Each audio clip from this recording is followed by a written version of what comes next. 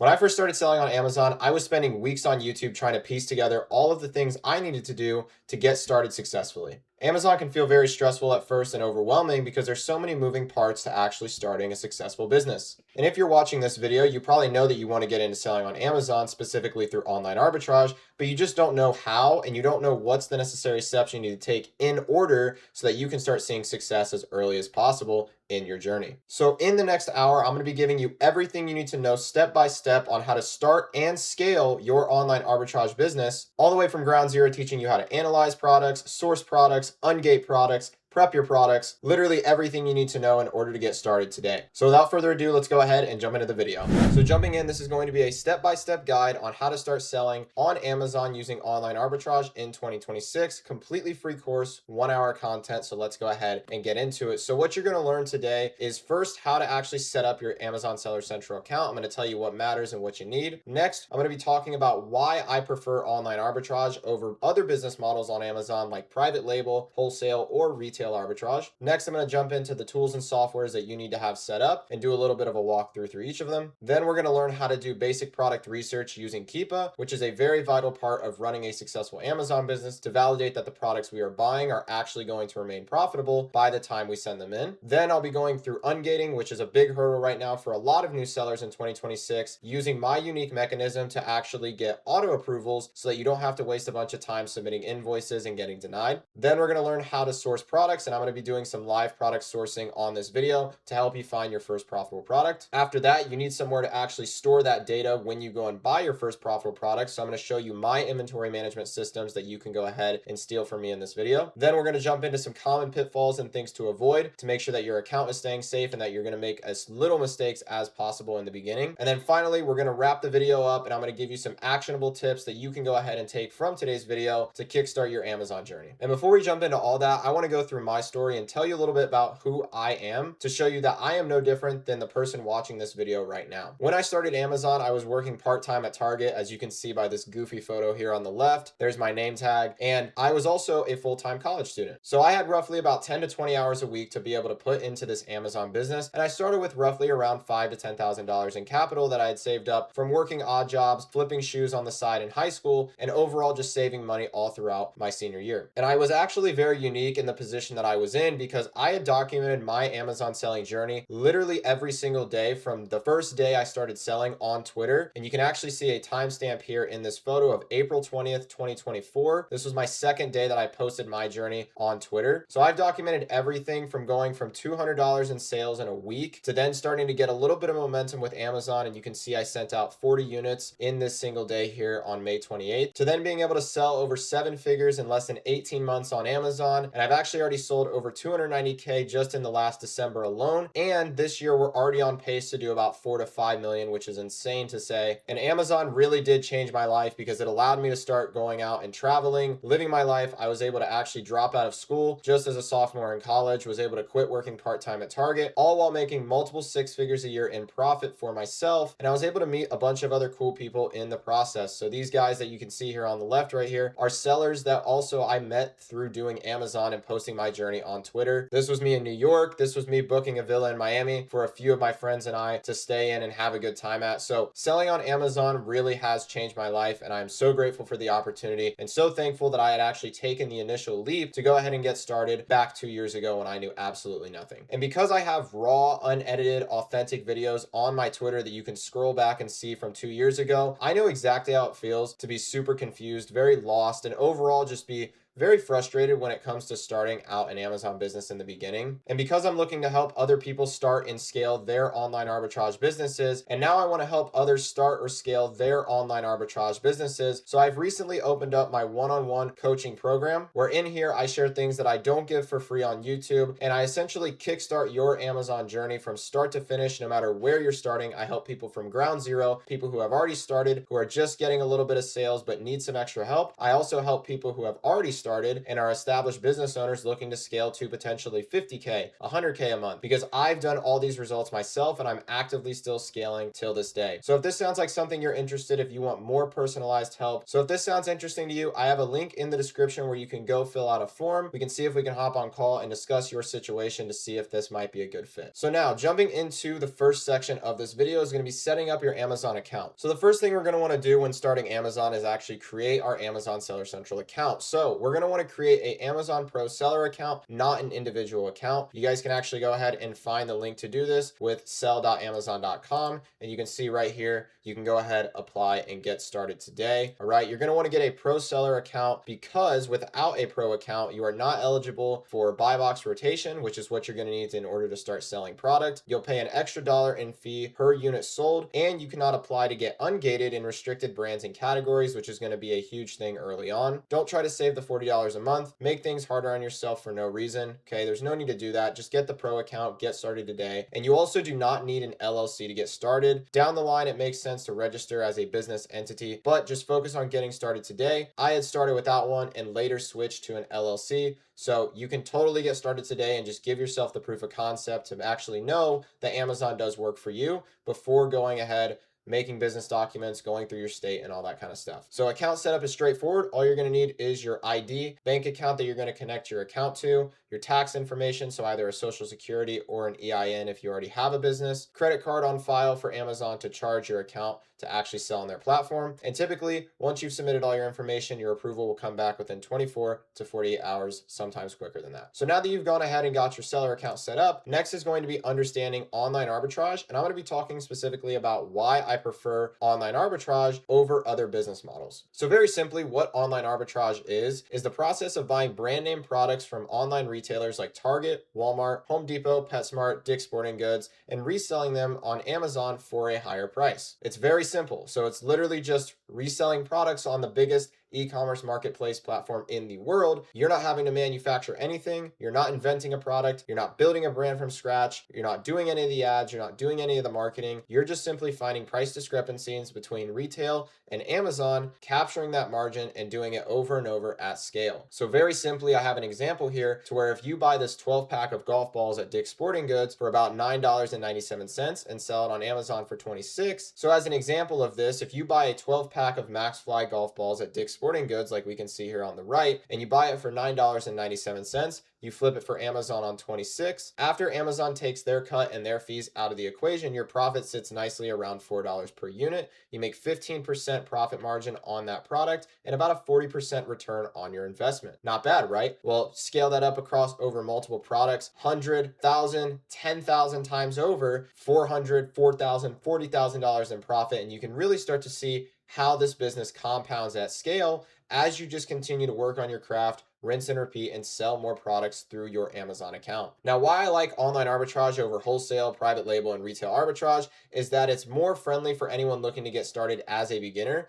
You only need lower startup capital. Anywhere from $3,000 or more will give you plenty of capital needed to go ahead and get your first sales and actually start compounding your efforts to grow into a more sustainable business over time and make significantly more money. And with online arbitrage, you can work remotely from anywhere in the world. Doesn't matter if you're in the United States, if you're in Italy, doesn't matter where you're at, you can work remotely from anywhere. It's a real scalable business model that you can outsource to a VA, which is a virtual assistant, later on in your journey. It's dead simple. You don't have to have any prior business experience and does not require a lot of other business skills or background. The people that I believe do the best with selling on Amazon, specifically with online arbitrage, is a strong work ethic and patience. This is what breeds success when selling on Amazon. Now, why do we not want to do wholesale, private label, or retail arbitrage? So, if you're just a beginner looking to get into maybe your first or second business, wholesale is going to require a lot of capital, at least 5 figures in capital for it to actually be worth your time and get started, and a space to buy or store a lot of your inventory, like a warehouse or a third-party logistics center, or what most people refer to as a prep center. So before you even start your business, you have to trust other people with your inventory, or you have to go and spend money on a lot each month so that you can actually store all the product that you're buying, as opposed to with online arbitrage, you can start out small, prep products from your house, and then as you get bigger and bigger, you can make decisions as to whether or not you want to outsource the prep work to a third-party logistics center,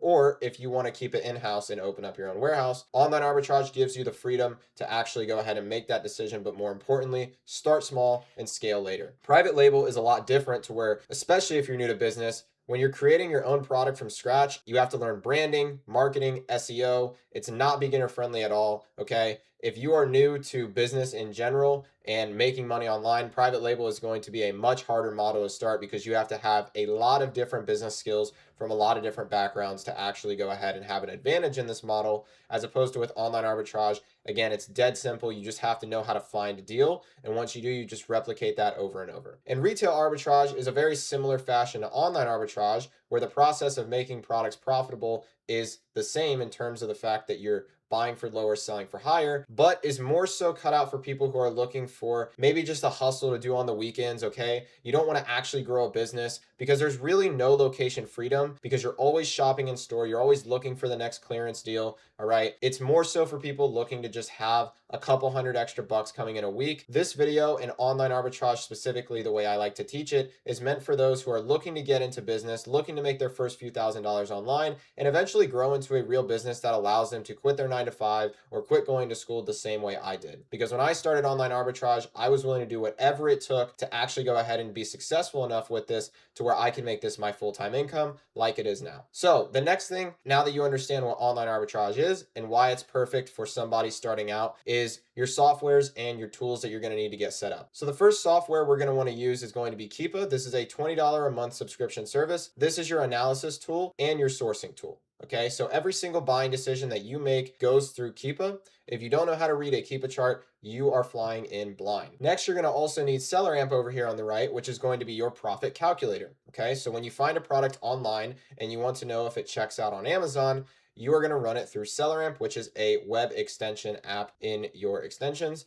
And it pulls the fees from Amazon, calculates your return on investment and profit margin in real time, and it has a sourcing function we'll use to find initial leads. So essentially you use both of these in tandem so that you can actually verify that the products you're finding profitable are good products to buy, and you know that you're actually going to make money on these because you have SellerAmp to assist you in making sure that your margins and return on investment look good and stable when you're starting out. So now we're going to jump into some examples of Keepa charts, and I'm going to help you actually go through and start learning how to read these, and then we'll jump into SellerAmp and go over some basic functionality, fees, setup, all that kind of stuff. All right, so we are on a product page here. You guys can see that I have SellerAmp pulled up, and at the bottom here we have Keepa, which is going to be these three charts we can see here at the bottom. So we're going to first go through Keepa, and then we're going to jump into SellerAmp, and I'm going to show you everything you guys need to know about that stuff here. So let me go ahead and turn off all these filters, and we can start from the very top chart here. We'll start with the sales rank. So what a sales rank essentially is how Amazon ranks a product from the fastest selling product in that particular category on Amazon to a slower selling product. And that is dictated basically by the physical value of the line here we can see on screen. So the way it works is the lower the sales rank, typically the better the product sells on Amazon because it is the lowest down the list. So if your product is #1 rated on Amazon, then that means it's the fastest selling product on Amazon for that particular category, okay? And then if your product is the 100,000th product on Amazon, it means it is the 100,000th fastest selling product on Amazon. So that's what sales rank is.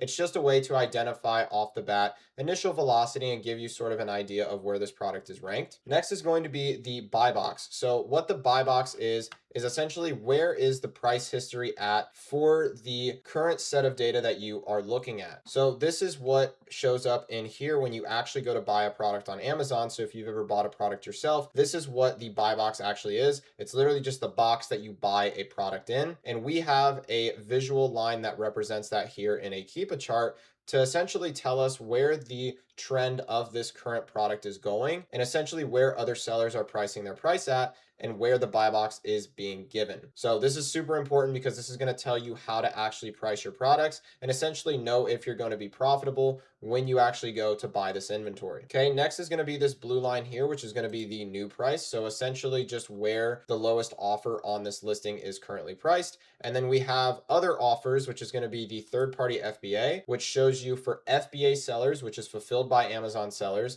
These are people who are what is considered to be prime sellers. So this is how Amazon Prime works when they actually get your packages to you within like a day, it's because these sellers have their inventory stored at an Amazon warehouse. And that's what gives Amazon the ability to actually send your products out really quickly, is because sellers are already sending their inventory to Amazon. And all Amazon has to do is pull that inventory off a shelf and send it to your house. So this is their offers, and this shows essentially the lowest price for a Prime eligible offer, which is going to be the new third-party FBA. Okay, so we can see the lowest price that a FBA offer is currently at is $18.79. And then if we turn this on, this is going to be for new third-party FBM, which is fulfilled by merchant sellers, who are sellers that actually have the inventory at their house and are selling it from basically their bedroom or their warehouse or wherever that might be, but they have the products on hand, and once it sells, they then ship it to the customer. So we can see their price lowest right now is currently about $17.80. Typically, when you're pricing against FBA sellers, if you are an FBM seller, you will naturally be priced a little bit lower, as Amazon does favor people who send products into their warehouse so that it can deliver faster to the customer. Okay, and then moving on to this middle chart here, this is going to be a more niche chart, which is going to describe a little bit more about the velocity of the product. So the main category that this product is in is the pet supplies niche. And then as we get more niche down, it goes from food to treats and then cookies, biscuits, and snacks. So you can see how it kind of funnels it down to being more niche. And these are just the sales ranks for all of those subcategories. The main one we want to pay attention to is the monthly sold sticker that we have dictated by the yellow line in the middle chart. That is a good reference number that comes directly from Amazon to essentially let us know how fast this product is roughly selling per month. This isn't always fully accurate, but it does come directly from Amazon, so it's a great point of reference to use for us. Next is going to be the bottom chart, which is arguably the most important chart when you're understanding product research and analysis. So first we have rating, which is essentially what is this product rated by customers. Okay, so this isn't too important. You can already see that up here at the top if you look at the stars up here. Next is going to be the rating count. So this is essentially how many ratings this product has gained in whatever time period you're hovered over. So this is in the last 3 months. Okay, this can be useful sometimes for just seeing if customers are actually rating this product. That means that it's probably selling, but we don't actually use this to determine that. So we'll jump into more filters here. Next is going to be your new offer count. This is the number one thing that you want to make sure you're paying attention to when it comes to not only determining if a product sells well, but also where you're going to be able to price your products at when it's actually time to buy. So what this is it's a reflection of what the competition on the listing is actually doing. So we can see here, as of today, there is 34 other sellers selling this product right now on Amazon. And essentially, these are all third-party sellers, just like you and I, who are basically doing arbitrage or wholesale or one of the type of business models you can do on Amazon, and they're essentially trying to make profit on this listing. Now, why does new offer count actually matter so much? Well, everything in the price history is determined based on trend. So a very baseline understanding of how offer count affects price is its supply and demand. So if you have more supply coming on the listing, which would be represented by your offer count going upward, that means that your price is naturally going to fall a bit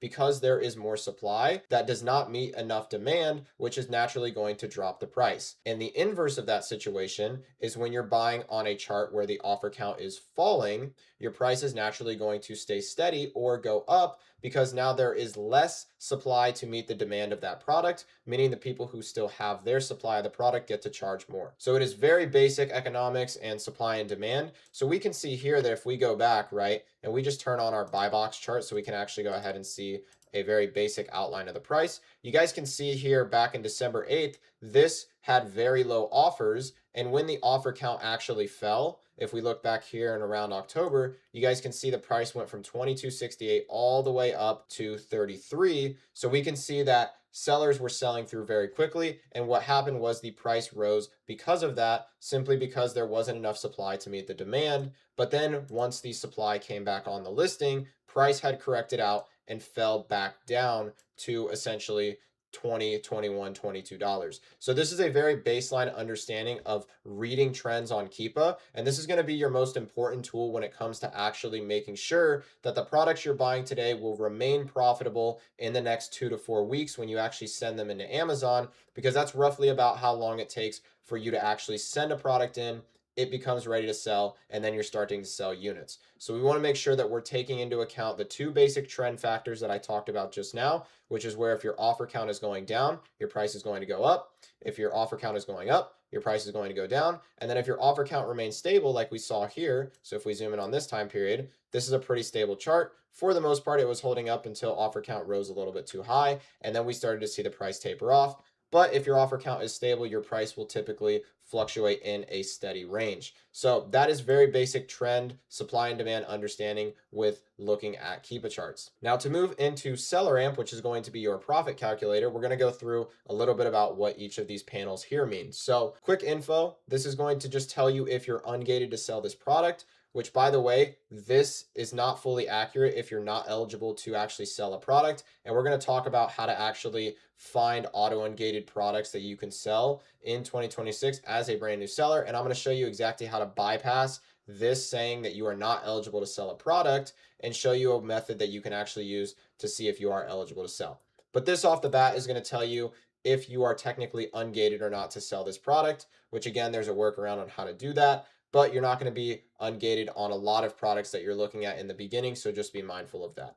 Alerts is going to tell you if there's anything wrong with the listing that seller amp deems. So it's going to tell you if Amazon's on the listing. It's going to tell you if it's likely a private label product, if there's any IP issues, all this kind of stuff here. The big ones that you want to look out for is if a product is DG or hazmat, as you probably cannot sell that if you are a new seller. You can apply to get approved to sell that category of product, but mainly this is just trying to alert you if there's anything unusual about the listing. But all of those analysis tips and tricks I'm going to be sharing with you in this video, because this is also not something that's very accurate and that you should use when you're actually sourcing. BSR here is just basically the sales rank that we talked about already, which is dictated by this green line. So this is just pulling the same data that keepa does. So right now this product has a 45,000 BSR. Next is going to be the estimated monthly sales, which this is coming right from Amazon here, which we can see this is bought 50 times in the past month. Max cost is what seller amp deems you can pay a maximum for on this product, and that's going to be in accordance to the fee structure that you have set up in your profit calculator. So my fee structure is a minimum return on investment of 25% is what I'm willing to take. So we can see that anything at 25% is going to be green. Anything below 25% is going to be red. So we can see if I price it right here. Once we dip below 25% ROI, I'm now below my max cost that I'd want to pay for this product. Sale price is going to be where you determine you're going to be able to sell this product at. Again, to determine that, you're going to be using keepa with the bottom chart to tell where the market is likely going to go, and then the top chart to show you where the product is priced at today. And you'll use a multitude of those factors to actually determine your sale price. Next is going to be your profit. So this is how much profit you're going to make per unit that you sell. Profit margin is the margin that you're going to make on this product. Return on investment, self-explanatory, and then the break-even price. So this is essentially your sale price is equal to or above break-even. So this is just essentially showing you that if you price this product at $16.84, you're going to basically break even on this product at your current cost price. And this value adjusts dynamically to how much you're paying for this particular product. Now, if we go here down to this alerts panel here, we can see just basically all the same stuff, just expanded from the alerts panel here. In the offers tab, this is going to be very important for you to understand. You can see a live reading of all the sellers who are actually selling this product, and you can then look into their stores to actually see what products these sellers are selling. You can see their review count, their stock count, which isn't always accurate, where they're priced at, and everything like that in the offers tab. So this is what we're going to actually use to go out and find your first few products. So you're going to want to keep note of this particular tab here, and I'm going to go ahead and show you how to use that here in a little bit. Charts is just basically the keepa charts that you see already on screen here. And then if we scroll down even further, ranks and prices, this is all the stuff that we saw at the chart at the top of the chart. Profit calculator we already saw. Google Sheets, so this is where you're going to be able to connect to Google Sheets to your seller amp account for essentially data hosting and inventory management. So I'll show you how to get that stuff set up later in the video. Notes and tags, you can just add notes to a particular product here. And after that, pretty much everything is non-negligible, not too important. So now we're going to go ahead and go into the settings of seller amp, and I'm going to show you some recommended settings I would recommend you having in your fee structure. So if we go into my seller amp settings here, you can see there's going to be a lot of stuff on here. So I'm just going to tell you the basics of what you need to have configured. So your inbound FBA shipping is essentially the amount you're going to be paying per pound that you send a product in to Amazon. So to start out, I'd recommend setting this at 85 cents per pound. Once you actually start sending more volume, this will naturally go down over time. And there is ways to actually figure out how to calculate that once you've started sending volume. But for the time being, just use 85 cents a pound. Inbound placement. So this is if Amazon's going to charge you placement fees to actually send your inventory to them and have them put it on a shelf. Put Amazon optimized splits because that's how we're going to be sending out our inventory when we send out our first shipment. All right. Next thing you're going to want to have on is essentially these values here, which are going to be defaulted to about 30% ROI. That's totally fine. You can leave that as is. You can just leave all this stuff over here as is. Additional costs are important. So if you're in a state that charges sales tax, you're going to want to put your sales tax rate here in the miscellaneous fee. If you use a prep center, you'd want to use essentially how much you're paying in prep fees, and then any miscellaneous fees that are not already factored in, you'd put right here. But the main thing is putting in your sales tax that you pay for your state right into here. Okay. And then basically past that, you have the display here. So I have a few extra things on my quick info, like showing profit margin. That's an extra thing that you could add there if you want.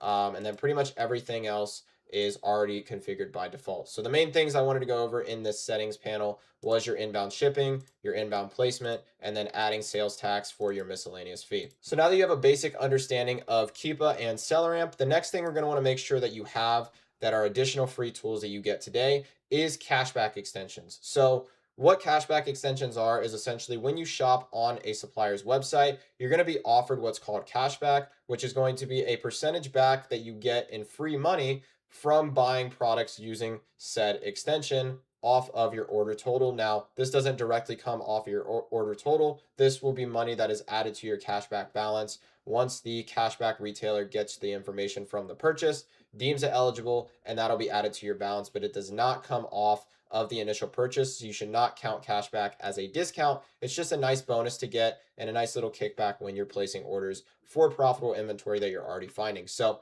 the extensions I'd recommend getting is Top Cashback and Rakuten. All right. These will usually range from about 1 to 10% cashback. Next, you're going to want to get coupon extensions. So this is what's going to allow you to actually make products profitable because you don't just find products sitting on the front page of Google that'll just be profitable. And if you do, those are probably not the best products to buy because they become saturated over time. So you're going to want to use coupon extensions to give you an upper hand in finding hidden discounts on websites, which is going to be done using Cooper and Capital One Shopping here. This is going to help you find coupon and discount codes that can take anywhere from on average 5 to 20% off on most retailer websites.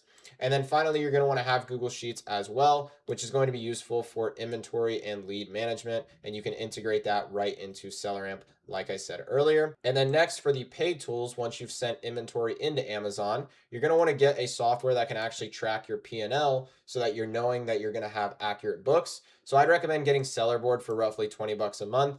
Okay, this is a profit and loss tracking software, which pulls all the products that you've sold from Seller Central and calculates the fees for you. All you need to do is enter how much you paid per item, and then Sellerboard does the rest. Next is going to be a repricer. So essentially what this is it automatically prices your products for you, which is very useful once you start selling at least, I would say, 10 ASINs. But once you send in your first batch of inventory, I would recommend just getting it so that you don't have to worry about pricing your products. All you have to do is set your minimum acceptable sale price on a product, enter in how much you're paying for it, and the repricer does the rest through AI game theory repricing. Get it once you have inventory at Amazon and save yourself the time. And I would recommend going with Aura, which is about 50 bucks a month. I do have affiliate links with Sellerboard and Aura. So if you guys want a little bit of a nice bonus when you actually sign on, I believe Sellerboard gives you an extra month of a free trial, and Aura right now has a early sellers bonus to where if you sign up, you get 16 days extra for free. So you guys will get a nice little bonus there through using the link in the description below. So I'm going to go ahead and go to each of these websites just so you guys can visually see what you need to download. And then from there, we'll hop into the next part of the video. All right, so for those cashback extensions here, this is going to be Rakuten. So you'll go to Rakuten.com. This is Top Cashback right here, topcashback.com. For those coupon extensions I recommended you guys getting, it is Cooper.com right here. You can see they're already prompting me to add the extension. Capital One Shopping as well, you should add the extension. All right. And then for seller board, this is what seller board actually looks like, sellerboard.com. And Aura is going to be goaura.com, which you can see it already signed me in right here. So this is pretty much the software stack that you're going to want to have to go ahead and get started. 2 cashback extensions, 2 couponing extensions, and then seller board and Aura. And that is going to be a pretty good setup. And that is all for a very affordable price of $80 a month to go ahead and get started selling today. Seller board and Aura will come down the line. So once you have those, you'll be operating at about $150 a month, but very low overhead business to start today for only about $80 a month for a pro seller account, SellerAmp, and Keepa. So next, we're going to go ahead and get into reading some Keepa charts live and essentially going over all of the stuff when it comes to Keepa charts. So earlier in the video, I already told you a little bit about each line, which is going to be the buy box price, which is the pink line. The sales rank is the green line, the new third-party FBA and FBM, the middle chart, and then the bottom chart. And essentially, I told you about how sort of the trends work in tandem with each other. So we're going to go ahead and go through some different examples of Keepa charts. And I want to show you some situations where if I was priced at a certain price,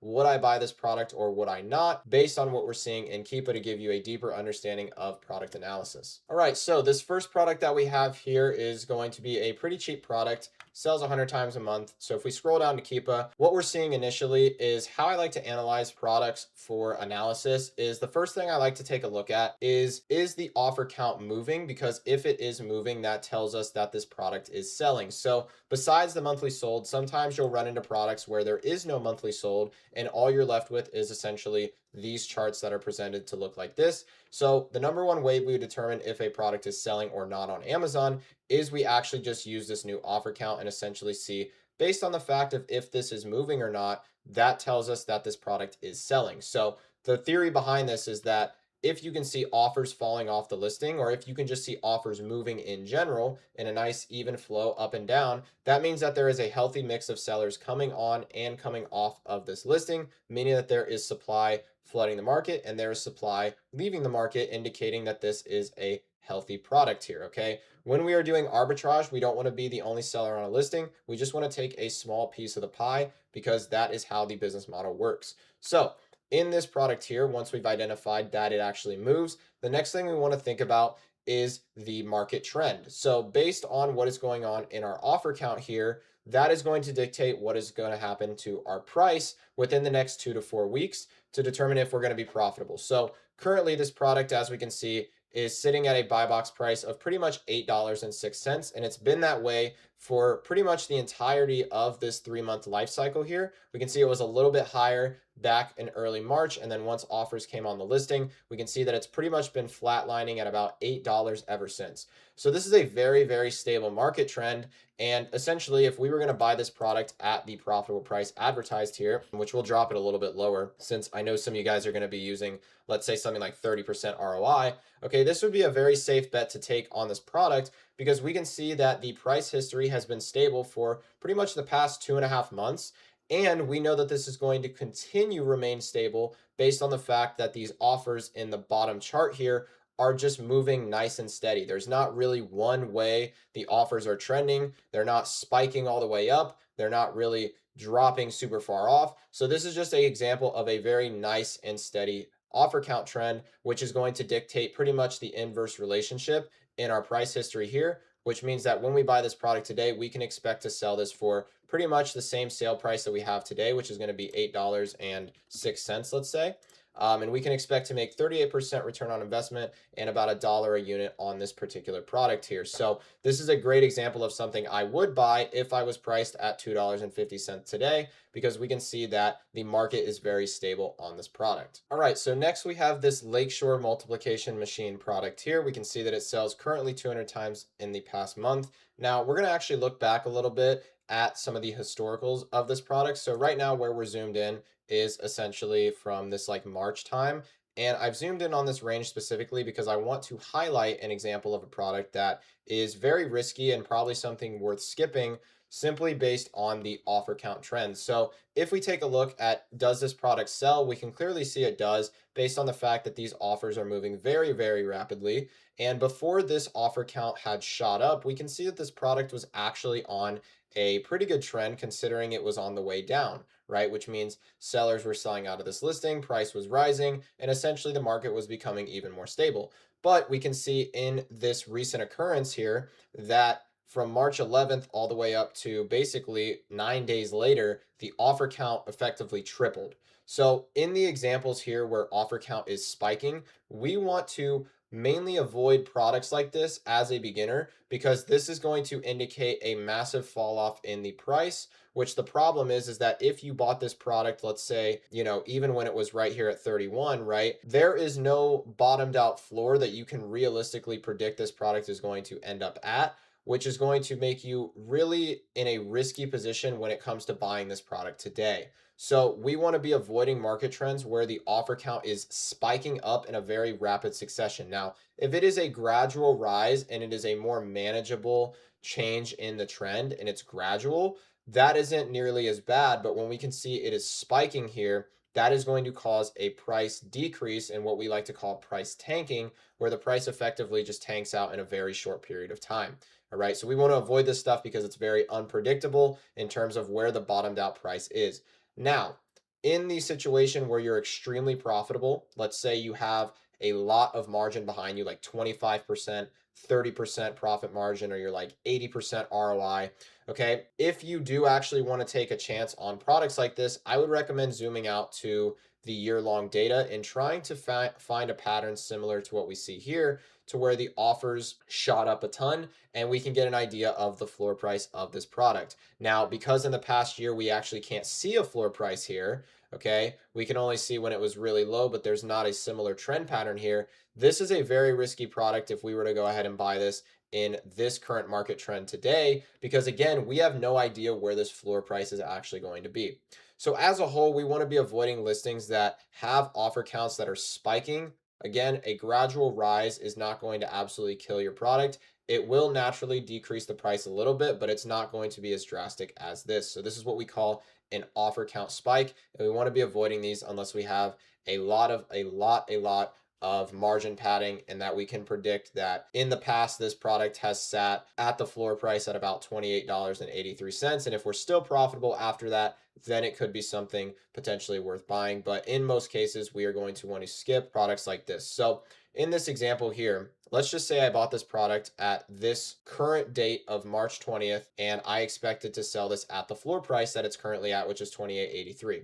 So let's assume that I was going to sell it at $28.83. Let's assume that I had found this product profitably for about $12.50. Let's say, we'll go ahead and do like $12.45, right? So we're pretty much right at profit margin here, and we were going to buy this today.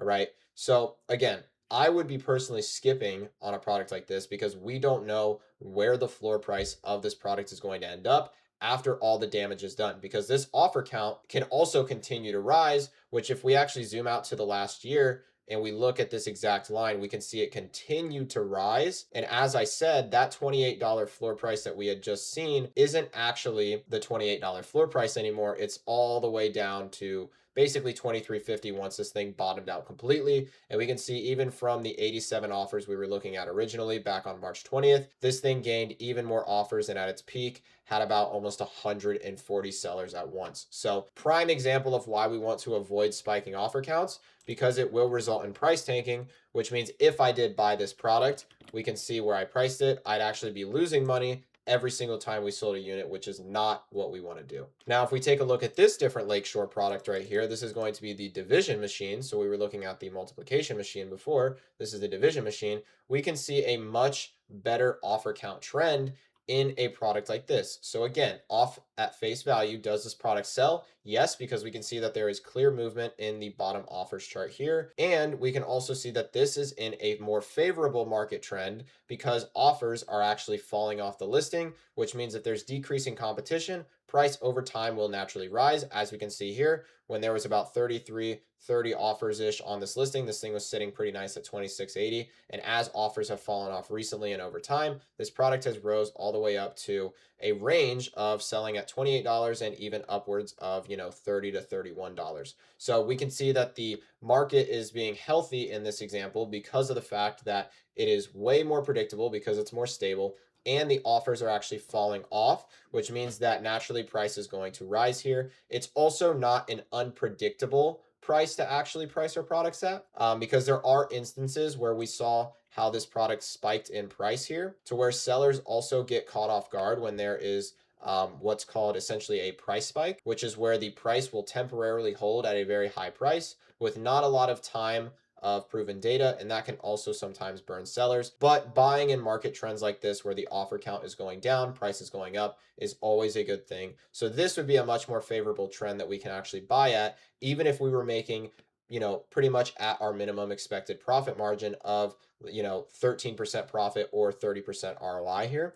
So if we were to buy this literally for, 13 bucks and make 31% ROI, okay, we might not have a lot of room to actually give on this product, but we can see that sellers right now currently are definitely getting a good amount of buy box share here at, that $30 price range based on that fluctuation in the buy box, which is a great sign for us because we know that this product is stable based on the trend. We know that, price is continuing to rise, and more importantly, this is more moderate risk to reward. So our reward here isn't massive. It's a 30% return on investment, right? It's a pretty standard reward, but our risk is also very minor, right? Because we are buying in a stable market condition, as opposed to this product where if we were buying this, we would need an insane amount of reward, like again, a 90% return on investment or something crazy like that. We would need a lot of padding to our margin to actually justify the risk that we were going to take on a product like this. Okay, so that's kind of how you need to think about analysis. It's not a one size fits all. It's more so just baking in the fact if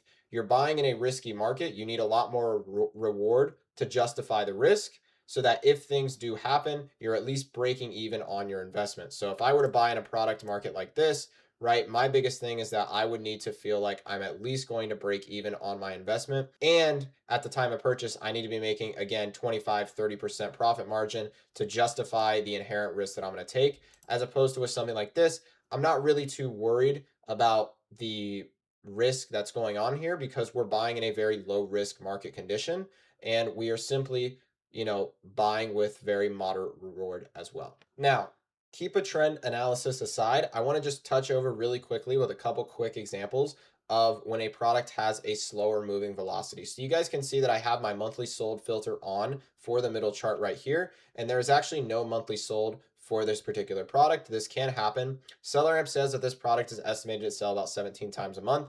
This is inaccurate, so I wouldn't pay attention to that. Again, we are going to use our offer count movement down here to determine if this product is going to sell, if it's a quick seller, if it's a slower seller, and essentially determine if it's something that we would recommend buying on. So this is a little bit slower of a seller. We can see definitely compared to, our previous examples with even something like this, to where this is clearly moving. This is a little bit more flat, a little bit more blocky. So we want to just avoid charts that are a little bit too flat and too blocky. So something like this could still work. You might still be able to sell about 5 units a month or something like that. But there's also going to be examples that I'm about to show in the next example where if it's too flat and there's no movement, it's something that you'd want to stay away from because then you're going to be stuck with selling dead inventory, and we don't want to have that happen. All right, so we have this product here on screen, which is actually generic branded. Anytime you see a generic branded product, you shouldn't sell it anyways because there's issues that come with these products. So don't sell these anyways. But for the sake of the example here, when it comes to looking at the bottom chart, so we can see in this chart, this is a very extreme example of a very slow selling product because this product doesn't actually move at all. So this is an example of something where, yes, there is only one seller on this product. So obviously that's why the line is very flat. But anytime you see a line that's super flat like this or very blocky and it just doesn't look like it actually moves, that's a good indicator that there's typically something wrong with the listing, or it's just a very slow selling listing. And I have a more realistic real world example of this here, just to show you kind of the other side of what a real world example looks like. So we have this Bamboo Lab product here. This is also a really slow selling product because we can see that the offers here do have multiple competitors and that it's just a very flat and really blocky offer count chart here. So good trend overall, right? The offers have fallen off, less competition, but this is a very slow selling product, and that's just very simply based on the fact that the offer count is not moving very much. So if we look at a product like this and its movement compared to something like this, we can see that there's a clear difference in offer count movement. And I'm not looking too deep into this. I'm just taking a glance and seeing, does the offer count move well enough for me to feel comfortable buying this to reasonably determine that we can sell some units every single month on this product, right? So we can see here that this just doesn't have very much demand. And we can see that also the sales rank for this product is actually quite high. We can see it's pretty much above 200,000 for most case scenarios. Um, for the majority of this 3 month life cycle here, as opposed to this Lakeshore product, where is actually much lower at about 70,000 to 100,000, and it kind of ranges from there. And sometimes there's an inverse and, direct correlation sometimes between, the lower the rank, the faster selling the offer count movement is. Sometimes, but that varies if you're dealing with listings that have variations, and that's kind of a whole nother rabbit hole for another video. But the basics of determining if a product sells well is just very simply offer count movement. So like this is a good movement, this is something that moves okay, right? It's pretty slow selling, but you might be able to sell like 5 units a month. This thing sells really, really quick. We can see in the 3 month data, you guys can see how literally tiny the offers look here. That's because there's also a ton of offers, but we can see a lot of movement happening here, no movement here, so I'd skip. And then this is just too little movement, so I'd also skip this as well. So now that you guys know more about analysis, you've seen multiple examples of what to do and what not to do, what are good market trends, what aren't good market trends, how to analyze on a risk to reward analysis level so that you have dynamic analysis skills. And you've also seen now what slow selling products versus fast selling products look like. We're going to go ahead and dig into the next part of the video. And before I actually jump into the next part of the video, I did want to leave this in here because I know some people are going to ask. So in this event here, like this product we see on screen where there is no buy box line and there's essentially just the new third party offers and there's like pretty much no buy box. This is what we call a suppressed product. So if we look in the buy box right now, it says the price is higher than typical. So essentially a product can go suppressed for a couple different factors. Sometimes it's a little bit more random, but usually when a product goes suppressed, it's because Amazon has algorithm that is detecting other competitors on the market to see if a product is way too high in price. If it is, it will then suppress that product because Amazon feels that that price is too high to be given a buy box to for the customer to actually purchase. So these listings are very similar in how we analyze. The only difference is that there is no buy box. So as a beginner, I'd recommend sourcing through products that do have a buy box. These just tend to be a lot more stable. Also, as a brand new seller, you likely won't be getting a lot of sales if you're competing on listings that are suppressed, because in order for a customer to actually check out a product that's suppressed, they have to actually click see all buying options. And typically people that see someone with no reviews or ratings is typically going to go with the next seller in line that has ratings. Ratings don't really matter a ton on Amazon, especially when you're competing for a buy box, but when you're competing without a buy box, that can sometimes factor in a little bit to slower sales. So if you're a brand new seller, I'd recommend just sourcing products that have a buy box, which again is indicated by the pink line. And any products that we see like this, where there's very few signs of having a buy box, you're probably better off skipping for the time being. So that's one thing I wanted to mention. And then the second thing I wanted to mention is going to kind of tie into, the offer count movement here. And that's going to be specifically in the buy box statistics. So why we use the offer count to actually determine if a product sells well is we want to determine if that's going to sell well for us, right? So we're looking at that from the whole listing and determining, does this listing sell well? But if offer count is moving very rapidly, like we can see here, that is a validator that it sells well for us. And there's even more supporting evidence as to why that is. And this is all correlated in tandem. So if we go ahead and click this data tab here and come to the buy box statistics, the more spread out this number is a great indicator of essentially what is going on in our offer count chart, to where the much more faster, not even a word, but the faster we can see that the offer count is moving, likely the more spread out our buy box share is going to be. Now, there's not a specific type of share that really works better than others. I mean, it definitely shows here that if there's this many sellers making, this nice of a spread, then this naturally is going to sell very quickly for every single seller. Now, listings that have less competition, that sell a little bit slower, you're going to see a little bit more buy box rotation given to only a select few sellers. That's totally normal. What we want to avoid when we're looking at the buy box statistics, though, to determine if a product sells well for us, is we want to very simply avoid buy box statistics where essentially the top seller is getting like 80% plus of the buy box rotation, because that just indicates that this product isn't going to sell well for us, because that seller is likely dominating the listing due to being on it for a long time, having a lot of stock, and just not really sharing the buy box. Amazon would rather favor them over other sellers on the listing. So we want to go with listings that Amazon doesn't care to share some of that buy box with everyone. So we can see this is a very nice spread, nice 31-24, very nice spread on this product here. Even a slower selling product like this, granted, there is a little bit of suppression, which will affect the buy box statistics for this product. I do think this would have still a little bit of spread in these statistics that we see here, at least amongst the few couple sellers that are selling on this product here. So we can see 22% to one seller, but that's because this product has been suppressed. If we expand that out to 3 months, we can see very nicely there's still good rotation between everyone. And again, this is just very simply reflected in the offer count movement here. So if your offer count is moving and other sellers are making sales, you will also be getting buy box rotation in a healthy amount like we see here. All of our healthy charts have healthy buy box rotation like we're seeing here. If we take a look at this generic chart where there's obviously only one seller and it's a very flat price, he's getting 100% of the buy box. I would skip that. All right. Something like this where people are selling very slowly, probably going to be an example of buy box statistics that are not rotating as well. We can see in the past 30 days, or 365 actually, it hasn't been that bad. But if we go to the last 30, there's not much data.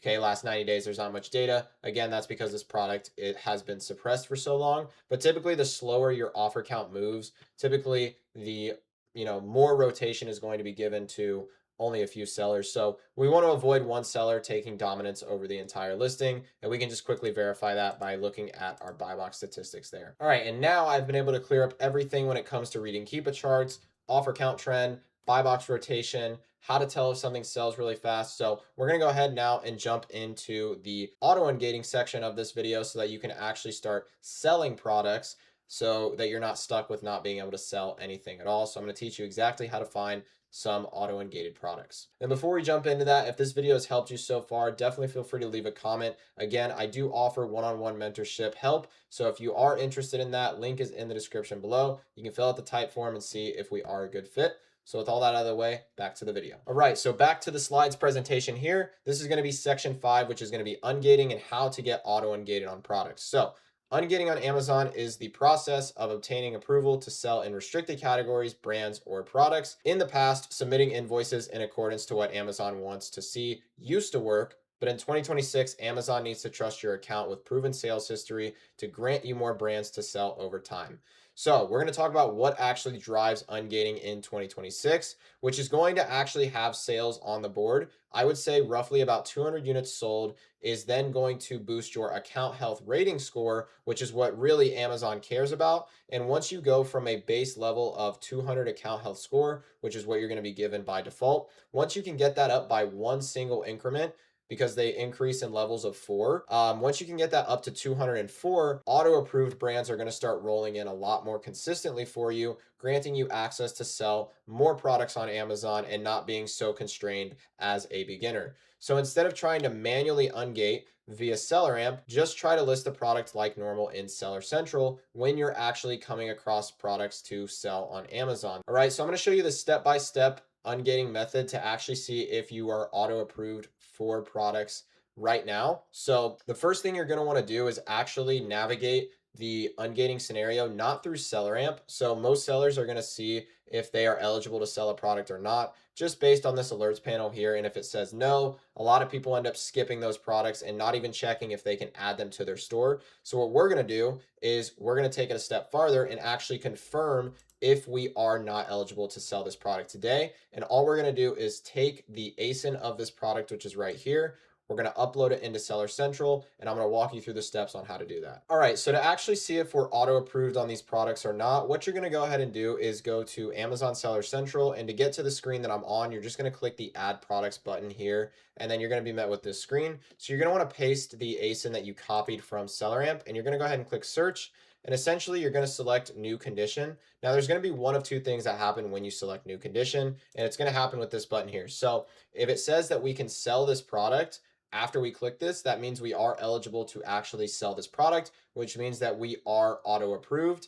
If it says that we have to apply to sell, that means we are not auto approved and that we will want to save this brand essentially in some sort of Google Sheet for later, because once we start selling through more product, naturally we're going to get more brands that allow us to sell automatically without the need to submit documentation. So if you see that you have to apply to sell a product, it simply means that you have to provide documentation, which is not something we want to do starting out as a beginner. So click new here. We can see that I can sell this product, which means I am auto approved, and I could go ahead and list this product in my store. Okay, so very simply, just think about it. If you see apply to sell, it means you are gated. If you see that you can sell this product, that means you are auto approved. Now, SellerAmp will also tell you if they can already detect if you're already auto approved.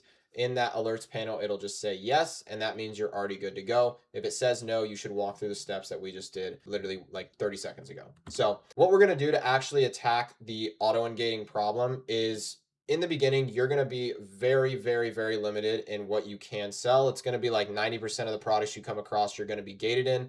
So our goal is to essentially build your account and get you selling as fast as possible with the brands that we can actually sell already. So what the actual process of this looks like is, step one, we are going to source only auto approved brands to start. The very few that you can sell, we're going to be diving really deep on those brands. We're going to first find them through looking at other competitors in your similar situation, because if they can sell products, then so can you. And then we're going to take those same brands that they're selling and we're going to do a really deep dive on them.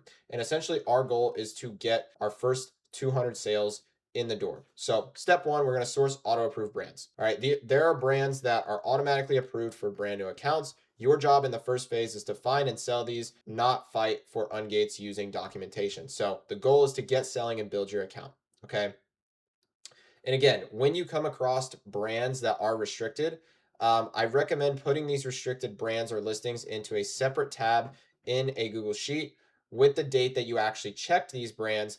And essentially, you're going to want to set a reminder to revisit them in the next 30 to 60 days, because as we start selling through those first 200 units, that is what's going to actually auto approve some of these automatically. Not all of them, but some of them will become auto approved, which is going to give you more brands that you can actually look through in the future. And that's because these gated brands today will open up over time as you start building rapport with Amazon. Okay. So we're going to be sourcing auto approved brands to start. And then the main goal is to build to 200 FBA sales. All right. So this is your first major milestone, hitting 200 sales. And as you continue sending in products, your account health score will rise to 204. Once you cross that 200 sale benchmark, Amazon will now trust you more as a seller, allowing you to sell more product down the road. All right. So my hint and recommendation for this step is not to focus on making profit immediately in the beginning. You are likely going to be better off. Now, if you can find all your products that you can sell off rip profitable, absolutely go that route. But for most people, I think it's best if we focus on just getting sales. Now, we're not going to want to lose money, but if we're making only 5% profit margin, maybe 10% ROI, and we can predict that we're going to make that in the next, 2 to 4 weeks when we actually send this product in, as long as we aren't losing money on this initial test batch of products, that is the main goal that we're after. We just need to start getting sales on the board so that once we have those initial batch units sent in, then we start looking for real profitable inventory. But this is going to automatically shortcut us to not have to dealing with a majority of people's catalogs that you see that you can't actually sell. All right. We want to cut down the time you're trying to spend forcing things to work when it's just not going to happen that way with the Amazon marketplace. So I'm going to go walk you through essentially how I would go about finding auto approved brands to sell. And I'm going to do that live right here on this video. And before we actually jump into that, I want to share a viewer success story. I made a video about the specific method I use to essentially auto ungate products in this video here. And a viewer who actually reached out to me on Instagram, who might even be watching this video. So what's up, Jason, if you are. This guy's a viewer of my YouTube channel, and he DM'd me through Instagram and happened to find me through my YouTube content. He took the information I gave in this video on how to get auto approved and instantly saw results. We can see here that he is literally just getting approved left and right after not getting approved for his first month of selling. And you can see that he's, doing pretty good revenue numbers for being a brand new seller. He doesn't even have a single review on his account yet. So you guys can see that Amazon just really cares about sales velocity on your account so that they can actually start trusting you to ungate brands. So without further ado, I'm going to go ahead and break down live exactly how you can go about finding your first few auto-approved brands. And from there, we're going to start doing deep dives on those brands, which I'm going to show you how to do as well. So we're going to be using a method of sourcing called SellerAmp reverse sourcing. So this is the most basic method of sourcing, but it's going to be the most efficient to actually find those first few brands that you guys can actually sell. And then what we're going to be using to actually deep dive those brands is going to be a way of sourcing called Keepa Product Finder, which is a tool built inside of Keepa that allows you to put filters on people's storefronts and other brands, and just filters on literally anything you could imagine, so that we can do a deep dive specifically on the brands that you can sell as of today. All right. So when you're actually going through and doing your SellerAmp reverse sourcing to find essentially storefronts that you can then pull products from, which what you're doing in here is you're basically looking inside of competitors' storefronts, trying to find products that you can sell, and then we're reverse engineering that and then trying to find those products profitably on Google. That's essentially what reverse sourcing is, right? So we're going to be looking at sellers that have a review count of less than 10. Ideally, you even start finding seller review counts that are 0 to about 3. That's going to be an even nicer spot to find auto approvals, simply because you're going to be able to find people that are in a very beginner situation just like yourself, which means if they have found products that they can sell, you're going to likely be able to do the same. So first, in order to actually find review counts, or not even find review counts, but first to actually find sellers to storefront stock, you need to have a starting point, right? So I'm going to be giving you a filter on Keep a Product Finder to actually help you find arbitrage starting points that just have a lot of competition, but a lot of sellers that you could actually go through and dig into their storefronts that are in a similar position as you. And then I'm also going to be giving some brands that you could use outside of just this filter to also help find some starting points and essentially get you started off on the right foot. And then we're going to be doing those deep dives into those storefronts to then find profitable inventory. So to actually go ahead and use the Keep a Product Finder filters I was discussing to find starting points, what we're going to do is go to the homepage of Keepa here. And once you're on keepa.com, we're going to want to hit the Pro button up at the top here. And then we're going to go ahead and click Product Finder. Okay.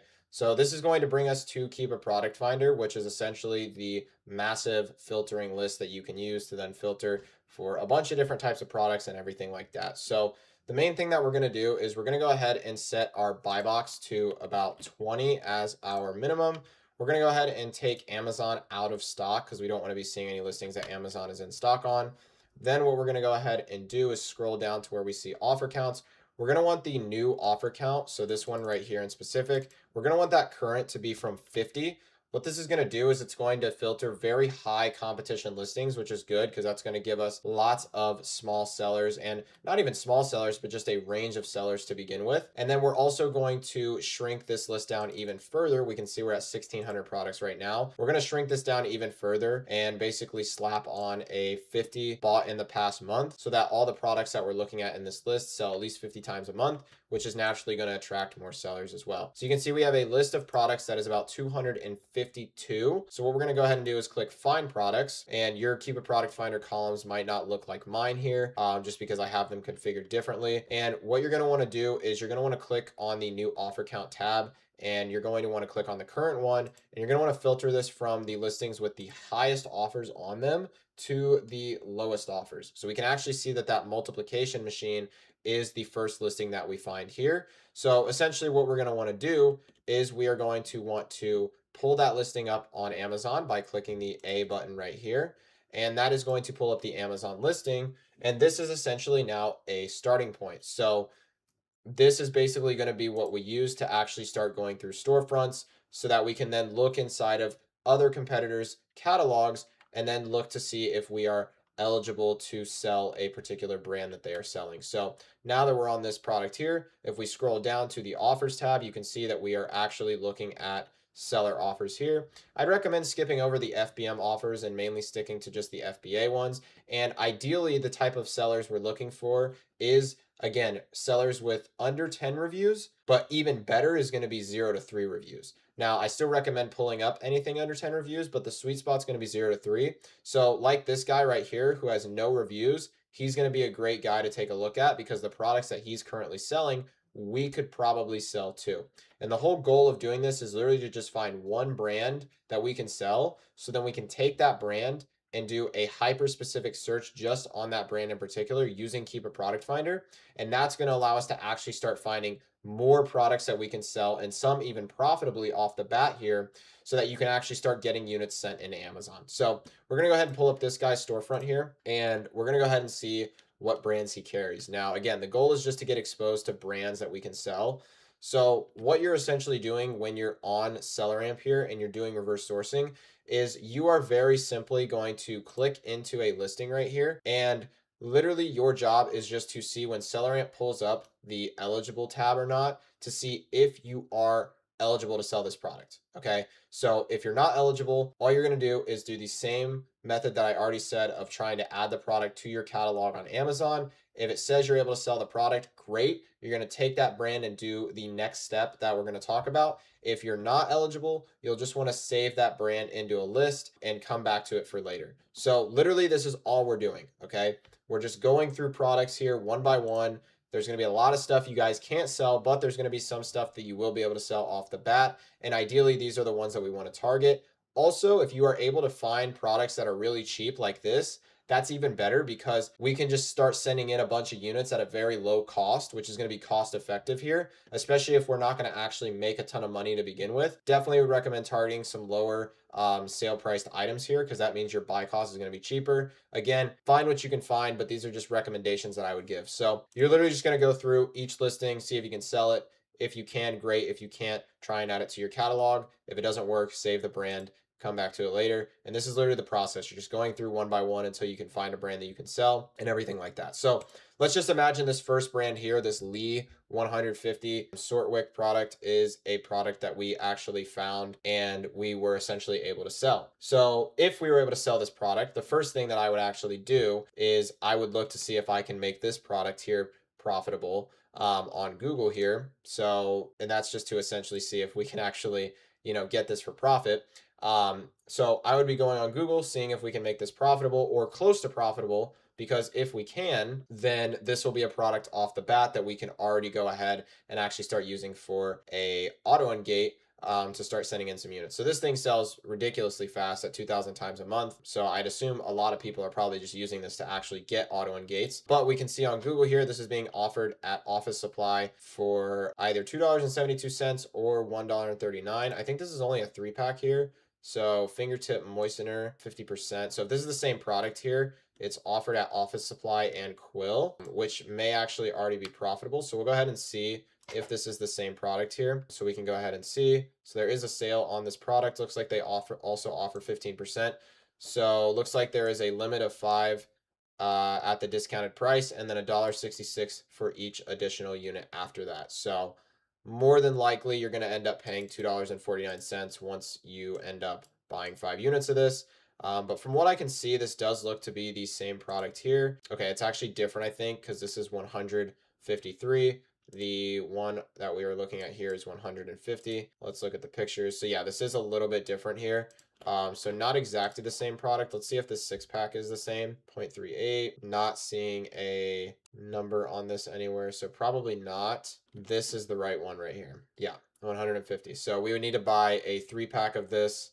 Looks like this is a 1-pack, unfortunately. So this would be probably pretty unprofitable from what I'm seeing. Looks like Quill offers this at 139 as well. So let's go ahead and see if this matches. So this does match, but again, it's a 1-pack. So yeah, you'd probably be paying quite a bit. Looks like they do offer a 3-pack of these. So let's see how much they're charging. So $366 each.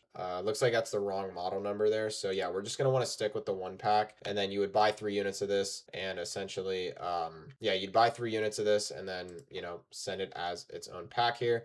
So this would be unprofitable. Unfortunately, it'd be also us losing money. So this is probably not a product that I would actually send in, but let's assume that we could sell this brand. This would be a brand that I would then brand search. So just to see for the purpose of the video what we're going to be at just with this. So yeah, we're going to be losing $2 a sale, so we definitely don't want to do that. But if we were closer to at least breaking even on this product here, so let's say we were buying this thing for about $2, maybe even a little bit lower, probably I'd say like $1.50, to where we're making very small returns here. this would be something I'd send in purely just to get some sales up on the board. And everything like that. So this product obviously doesn't work, but what we're going to go ahead and do now is we're actually going to take this particular, not ASIN, but this brand right here. So this Lee Products brand, and we're going to go ahead and do a brand search in Keepa Product Finder. So the way we're going to go ahead and do this is we're going to go ahead and go to Product Finder, and we're going to go ahead and type in this Lee Products brand. Again, you should only do this for brands that you can sell today, because we're basically going to be running a brand search here. So we'll go ahead and get rid of all these filters because that might be stopping us from finding what we need to find. So let me go ahead and get rid of all this. All right, so it looks like this brand might be a little bit harder to find too. Let's see if we just copy the Lee Products Company. Looks like that is the brand there. So let's see. Yeah, sometimes it's a little bit difficult to find the exact brand. So let's see if there's anything that we can find here. And if we can't find the brand on Product Finder, then we'll just go ahead and look for another one here. But usually you can. So let's just see on a really broad search if this is the same. So this is, yeah, this is like the clothing brand. So, okay, so we'll skip this brand just because it looks like this is going to be a pretty hard one to find on Amazon, at least in Keep a Product Finder. Sort Quick might work for the brand name, so we can go ahead and look that up too. Okay, so we did find a few more products here with using the Sort Quick brand, but we may not be eligible to sell that and stuff like that there. So yeah, we can see Sort Quick right here. So this is the same type of product here. It just used the manufacturer brand instead of like the brand that's just being advertised. But essentially what you would go ahead and do here in this example is now you're going to be looking through all of these products that come up on Keep a Product Finder, and now you are going to go ahead and try and make these products profitable, right? So we can actually see that same 3-pack that we were looking at on Office Supply is right here with its own listing that actually sells a lot of units a month, 600 times a month. And if we take a look at Office Supply, this is the same exact product because we can see 10053, pack of 3, pink, and I believe on Keep a Product Finder we can see that it is the same product. So this is a good example of why we do this method of finding a brand that we can sell first, and then we're going to do a deep dive on that same brand, because if you're already constrained by how many brands you can sell, we want to do as much research into the stuff that we can sell as possible using Keep a Product Finder brand searching. So we can see here that now we have this product. So this is profitable at the 5 limit per customer unit. So we could actually find this profitably today and buy this right now and make pretty much 30% ROI, which it's really low in profit margin because it's a super cheap item, but your ROI is still really good at 30%. That's pretty industry standard. So this is actually profitable. And if we go ahead and take a look at our analysis here, it is in a stable market trend. Now, this drop off in offers here is a little bit concerning to me, which we're going to go ahead and talk about what this actually means here in a little bit as we get later into the video. So yeah, a lot of these like sharp drop offs in offers. So this is probably something I would stay away from. Just me personally, but assuming this product did check out right with our analysis and everything, then this would be a great example of something that you could go ahead and buy today and just start working towards building out, your first 200 units so that you could actually send them into Amazon, get some sales on the board, and essentially start raising that account health score.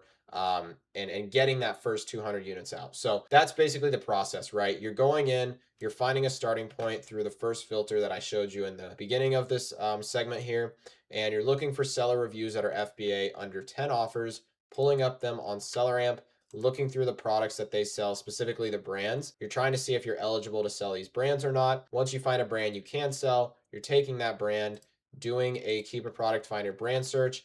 If you happen to notice that a brand has a lot of products, so like this one only had 5 products with no extra filtering. But if you happen to notice a brand has a lot of products, so like let's see how many this Tide deodorant has here, or we could even just use like Lakeshore for example. So like we could use Lakeshore here. Okay. So Lakeshore has obviously like 5, I think it said it had like 500 or something. There might be an additional filter on right now. Yeah, okay, so 50 a month. So yeah, that's why it's filtering it out so much. So if we take a look at like this Lakeshore brand with no filters on it, you can see that there's 598 products that are going to return, roughly about that. So we obviously don't want to be looking through like 598 products. I'd say maximum we want to just look at about 50 per brand.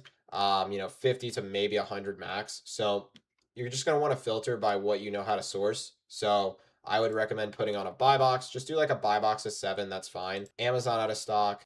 That's already going to cut down the amount of products massively. And then to make sure that products are actually selling decently quick, you could slap on a sales rank filter of about 200,000, and that's going to shrink it down even more. And now you can see it's a much more manageable 27 product count for this brand Lakeshore. And then you would go through every product in the list because you can already sell it. And our goal is just basically to find products that have at least, I would say, a 10% ROI, just to start getting some sales on the board and working towards getting our account health higher. All right, so by this point in the video, what you should have already done has been able to essentially find your first 200 units that you're going to go ahead and buy, and you are going to actually send those into Amazon. We'll talk about how to actually build out the shipment and everything here in a second, but I'm going to actually show you what to do once you've already essentially bought those units and you're getting ready to send them, or you've already sent them. Now, how are we actually going to source products for profit and start building out our storefront like the actual way? All right, so we're going to be using essentially the filters that I showed you without the brand specifically being searched when we're doing storefront stalking normally. So we're going to be using Keepa Product Finder to actually source profitable inventory for us. And essentially, this is the filter for the brand sourcing that we're going to do, but it's also the filter for non-brand sourcing, and all we're going to do is remove the brand. All right, so the filters you're going to want to have when you're sourcing for Keepa Product Finder is, I would set a maximum sales rank of maybe like 200,000, maybe 250,000, just to make sure that the products you're looking at in somebody's store sells somewhat well. Current buy box price, I would just recommend setting a minimum of $7. Under $7, the fees are going to eat away your margin. Make sure Amazon is out of stock so you're not competing with them. Set a new offer count of 3 minimum, just to exclude any private label products or products where just the brand themselves are selling on it. And then this brand isn't going to be there in your actual search. All right. When you're looking to find profitable inventory, you're going to want to be sourcing products that have a minimum of 13% margin. I would say at the bare minimum, you're going to want to source products that are 27% ROI. All right. I like to source off of margin personally. That's just how I like to source. ROI or margin, either one works. I just recommend 27, pretty much bare minimum. 30% is more of like the acceptable range, but you could also just do off of margin as well. Again, for your first 200 products that you're using just to start getting sales in the door, buy products that are maybe 5% margin, 10% ROI. You're not going to focus on profitability. Just work on sending this 200 units ASAP. So you've already gotten to that point at this point. So now we're going to actually go through and start sourcing together, and I'm going to just do a quick live sourcing session for about 10 minutes and essentially walk you through my process when I'm actually sourcing. And we're going to talk about these little sourcing efficiencies that I have noted here, to where how do I actually go about finding suppliers that match? How do I actually go about looking for discounts? All that type of stuff here. So the sourcing process is very simple, and it essentially follows what you did to actually go ahead and find your first 200 units that you're actually going to sell, to where you're getting a starting point, right?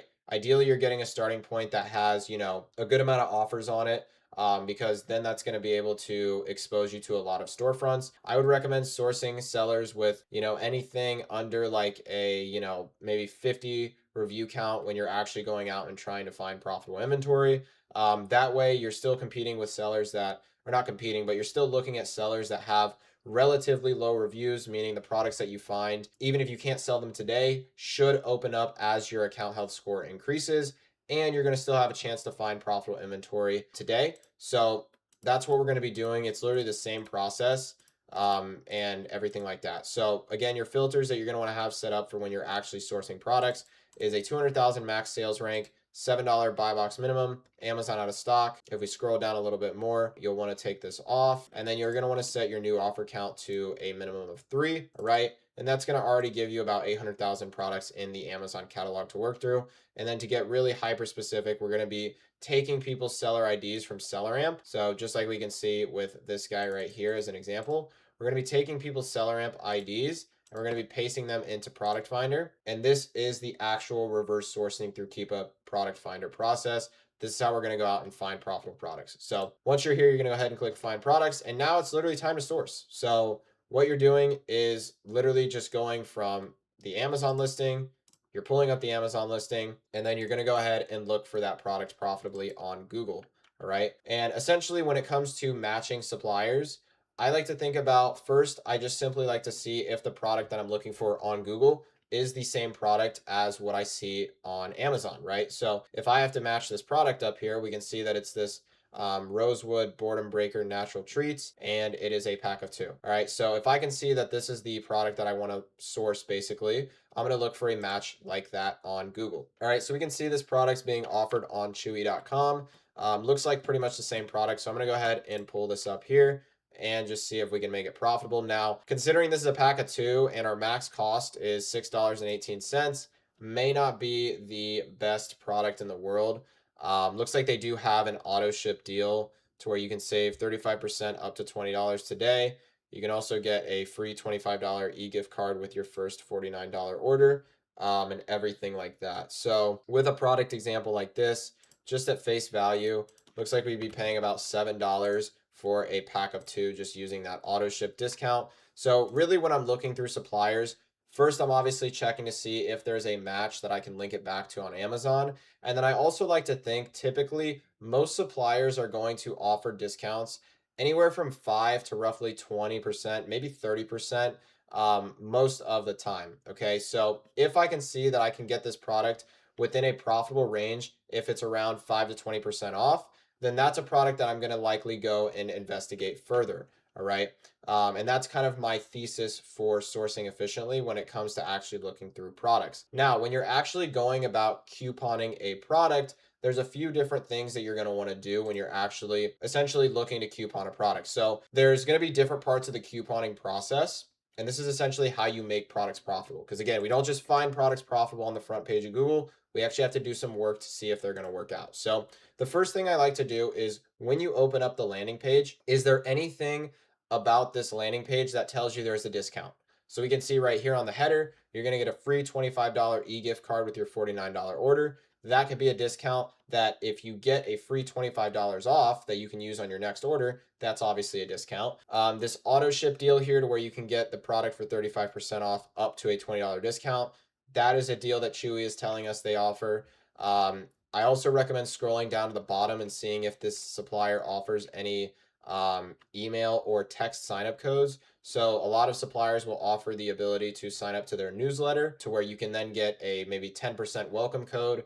That is a very common thing for a lot of suppliers. So if we go ahead and maybe take a look at a supplier like maybe this Red Barn place here. Okay, you guys can see they have a subscribe and save program. But more importantly, I'm just trying to show you guys the email. So, right, so some suppliers will actually let you enter in your email to essentially sign up and get a percentage off. A lot of times they'll offer it. So, like one off the top of my head, I can tell you that does this is going to be like Dick's Sporting Goods. Okay, so if we go ahead and look at Dick's Sporting Goods here, we can see if we scroll down to the bottom of Dick's Sporting Goods, they have a sign up code area to where if you enter in your email and your text, your phone number, sorry, you can get $20 off a $100 order. Okay. So these little ways of couponing to where you're actually just looking at the landing page, seeing if there's any obvious discounts that pop out at you, and then also taking a look at the bottom of the page to see if there's any sort of email or text sign up that you can go ahead and do to get money off is a great way to start getting your foot in the door with couponing. And these are all going to be discounts you're going to want to keep in mind when you're going through the couponing process. For email addresses to sign up with, I recommend using this website called Temp Mail. Essentially, you can just get a temporary email so that you're not flooding your main email with a bunch of random promotions and things like that. And then if you need temporary phone numbers, you will use a website called Text Free. You're going to have to download the app off the App Store, but it will give you a temporary phone number that you can use to then go ahead and actually use this and not get your main phone number spammed. So I'd recommend using text free for phone numbers. So now that you know a little bit about couponing and everything, the next thing I also like to do is I will typically add anywhere from 10 units to my cart or $100 in an order total, just so that if I add enough units and I have my order total go above $100, typically that'll verify me as eligible for any coupons that our extensions might have, which is going to be our next step. So obviously bearing this in mind, you would want to add the auto ship discount right here because it is easily the best discount. And now that we know if we spend $50, we can get a $25 e-gift card. All right.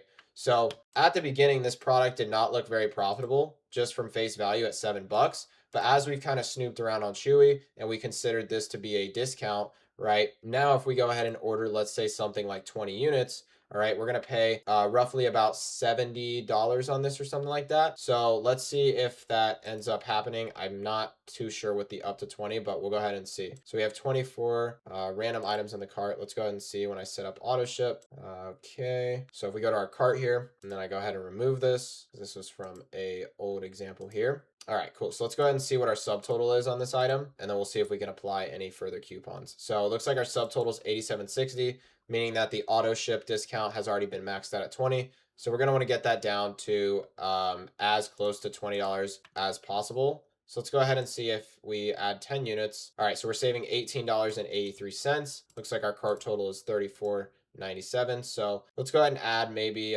16 units or something here. Basically trying to get this as close to 50 bucks as possible. And you're going to see why here in a second. So essentially we have our total here at 55 bucks. We are saving pretty much the max auto ship discount. So right now we are paying $55.32 for this particular item, which is going to be divided by 14 bucks, or not 14 bucks, 14 units. So $55.32 divided by 14. And then we're going to want to multiply that by 2 because we are getting obviously 2 units. So right now we are unprofitable on this product, but we know that if we buy this product right now, we are going to be able to get for new customers only, we're going to be able to get a $25 e-gift card for free with using this welcome 25 code.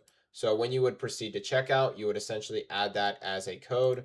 What I would recommend doing here too is seeing if there's any coupon codes that, Cooper offers here. So it looks like they might have a 25% off when you spend a $100 code. And you would essentially then go ahead and try these codes in checkout. So if we go ahead and proceed to checkout, we would have to actually sign in to use the auto ship discount here. But essentially what you would do is run through these extensions and let them apply discounts automatically, so that you can then start getting money off from these hidden coupon extensions, okay?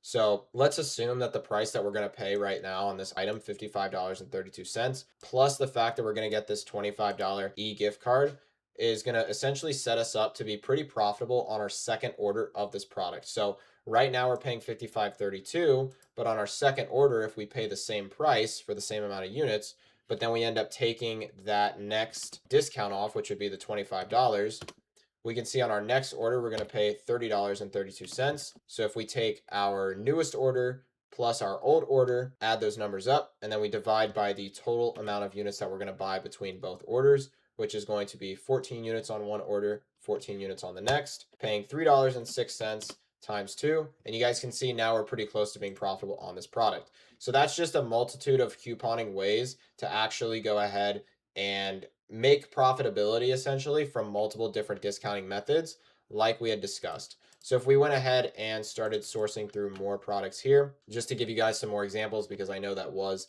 a little bit more of a complicated example there.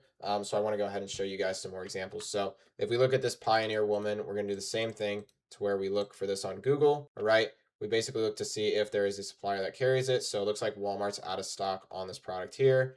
We'll never be buying from eBay because we're not buying from third-party suppliers and things like that. So Poshmark's out of the equation. This is going to be way too high priced at $39.99, so it probably won't work. So it looks like this isn't really offered anywhere. So we're going to go ahead and skip past this. Go ahead and take a look at this Anchor Hawking glass here. So we'll go ahead and pull this up. Okay, so it looks like we have a couple different suppliers. So we're going to want to see which one is the right supplier for this particular item here.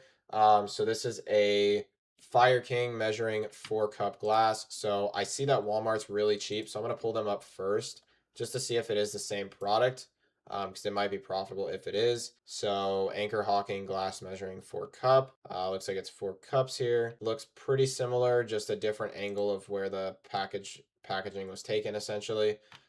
So at $5.74, we are not quite profitable on this. Now, another method of couponing that you're going to want to use is going to be cardbear.com. This is where you can use discounted gift cards to essentially make the buy cost even cheaper. So we can see Walmart has discounted gift cards. I recommend for every single supplier that you source through, you go ahead and take a look to see if this stuff is being offered. And you can just go ahead and search a supplier in the search bar. So if I was searching on Target, I would look up Target, all that kind of stuff. And then when you're actually looking through these rates, you're going to want to see if the advertised rate is actually accurate. Because as you can see right here, card cookies out of stock, yet they're saying they have 6% discount, which isn't right because they're out of stock. So we'll go ahead and go to the next highest rate, which is Card Center, and see if they have any in stock. So it looks like they have 2% in stock at $20, and they have 100 of these available. So we could get an extra 2% off on this product here. So still not profitable. Now there's another discounting mechanism, which is going to be called tax exemption. So for you guys that do live in tax states, you guys can essentially look up to see if the supplier that you're trying to make a item profitable from accepts a tax exemption or a resale certificate. So for me in Ohio, this is essentially 7% off. So I know Walmart takes tax exemption, and we can go ahead and look that up on Google if you're ever curious. So does Walmart accept tax exemption? Okay, and if we go ahead and look at the AI overview, yes, they accept tax exemption for organizations and eligible individuals. All right. And they do take a resale tax exemption. So that would be an additional 7% off our margin that we could go ahead and add to this product. So this one doesn't work either. All right. We can see if we scroll down here, the prices that are being pretty much competed for, which I would say is roughly about $20.40. So actually, once we adjusted our sale price, you guys can see that this did become profitable. So sometimes SellerAmp will default to a sale price that is just not accurate. And in that event, you're going to want to actually make sure that you're coming down to Keepa here and essentially looking at the trend and all of the analysis stuff that I gave you guys. And from there, you're going to want to actually determine the sale price at which you would sell this product at. All right, so we can see that SellerAmp had originally given me the current buy box price, which was about $18.99. But then when we scroll down to Keepa here, we can actually see that there are plenty of people getting the buy box that are FBA sellers, because we can see that they are FBA, so they're pricing higher than FBM because Amazon naturally favors them a little bit more. And this product is actually profitable at a price of roughly $20.40, which is where we saw some people getting buy box at in the current market trend. This is also a pretty good product because as we can see, it's very stable. It moves very well. So if you were to use tax exemption and discounted gift cards on this product, you could actually go ahead and buy this profitably today and make $1.78 per unit at a 34% return on investment. And essentially just using all of the coupon methods that we discussed. So to recap, essentially when you're couponing products, the first thing you're going to want to do is actually find a match on Google for what you're trying to look for. I kind of do a mix of trying to find first the right product and then obviously a reasonable price that is offered, because again, most products that you're going to coupon are going to be roughly 5 to 20% max discount from the advertised price. So if I think it could work in that range, I'm going to go ahead and pull it up, which is why I pulled up Walmart first over all of these suppliers here. And then when you actually enter this screen to start couponing stuff, I like to see if the supplier is offering any discounts immediately off the bat. So we can see Walmart isn't really offering any discounts. If I scroll to the bottom, I'm looking to see if Walmart offers any sort of email sign up or text sign up. Doesn't look like they have that either. So once that's happened, I'm going to add roughly about 10 units or $100 worth of product to cart. Looks like this is on a pickup, so I'd have to go in store and actually pick this up. But I would go ahead and add pretty much as many as I can to cart. Even if you're maxed out, that's fine. I would just basically be adding as many as I can. So this only has 2 units, so this might not be the best. But then once you actually get to the checkout screen where you can apply coupons, I would then be going ahead and using my coupon extensions and just letting them run through and essentially applying all the coupons that it can find, because that's going to also add additional margin. Okay. Once you've added all the coupons to your order total, then from there, I would be going on cardbear.com, looking up the supplier to see if they offer any discounted gift cards. Walmart offers 2% pretty reliably here. And then finally, I would look to see if that website offers tax exemption. So lots of different moving pieces with the couponing process, and you just have to do it over and over and get better at it. But these are all the things that you should be aware of, because all of these little discounts over time baked into your margin is actually what makes your products more profitable, but ultimately gives you the ability to find profitable products for your Amazon storefront. right? So this is essentially a process of how you actually go out and find profitable inventory. It just starts simply with having the ability to storefront stock people, which is literally just taking a storefront from a starting point like we had already seen, which was from our Lakeshore product, which I ended up closing out, I guess. But was from that Lakeshore starting point, taking those seller IDs, putting them into product finder with the filters that I had given you guys. And then from there, it's literally matching suppliers to what the product you're trying to sell is. And then from there, you're literally using all the coupon methods I just described to actually go ahead and start finding profitable inventory. Okay. So that is essentially the process with everything related to couponing and finding profitable products to sell. All right. Now, as we know, not every single product that you find is going to be profitable. Okay. So the type of things that you should be thinking about when you don't find profitable products here is you should be basically building out your catalog ecosystem.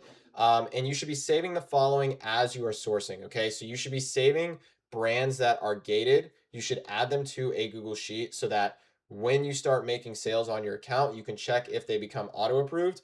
And you should also be adding products that are close to profitable. Okay. So this is essentially adding products that are close today into a Google Sheet. And then from there, you're going to monitor those products a few times a week to see if the supplier is going to run a sale and essentially see if there is any cheaper way to make the product cheaper and lower the buy cost on that product. Products are basically cyclical. Okay. So this means that they go in and out of profitability year round. We already know brands will open up as you sell more. So even if something is gated right now, try to make it profitable. Small efforts today compound over time. So again, you should be looking for products that are close to profitable, adding those into what I like to call an almost good spreadsheet. You should also be adding stuff that might be out of stock that is profitable because it might come back in stock. You should monitor that.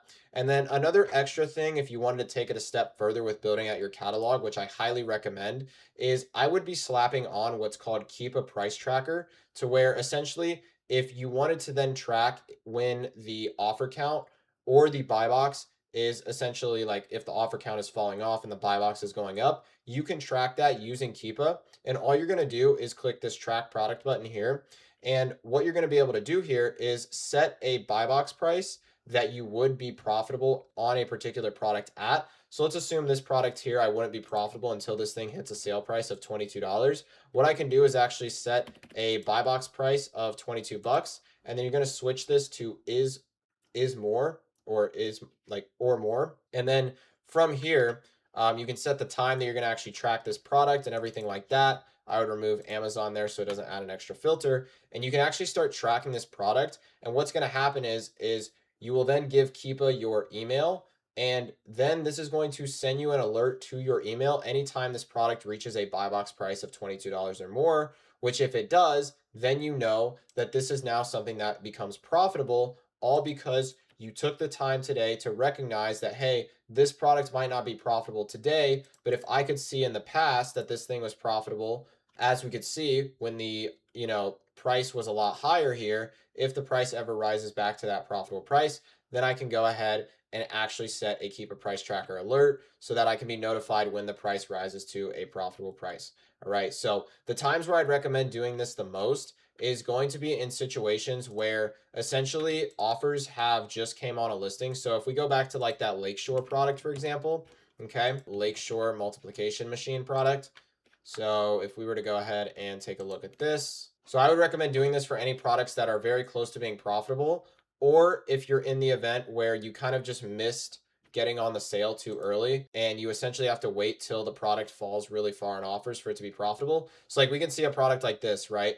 This right now is going through a recession in the offers to where it's dropping off. So if I were to set a Keep a Price Tracker alert on this, and let's say I was paying, let's just say 15 bucks. Okay. So I'm really unprofitable today. It's not going to work. I've couponed it out. This is the best price I can find. Well, we can see in the last 3 months, this thing actually was at 35 before the offers tanked. So what I'm going to do is set a Keep a Price Tracker alert at this higher price or just wherever I'm actually profitable at. So we'll just say 35.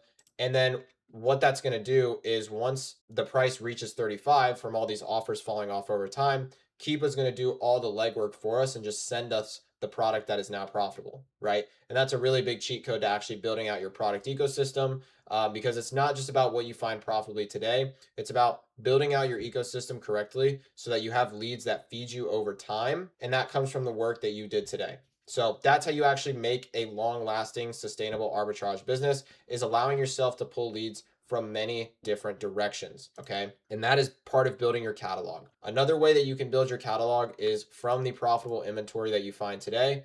Let's say this Anchor Hawking product here. You can then start running brand sourcing on those products as well, which I would highly recommend, especially as a new seller, because when you find a profitable product, that means that there's likely other profitable products in this particular brand, and you can already sell that brand. So then you can literally just redo the brand sourcing that I talked about earlier when you were trying to find your first 200 units to sell. And now we can go ahead and look up Anchor Hawking and essentially try and find even more profitable items in this particular search here, which if we remove this guy's storefront, you guys can see that we now have a potential of 44 other Anchor Hawking products that we could go ahead to try and find profitably.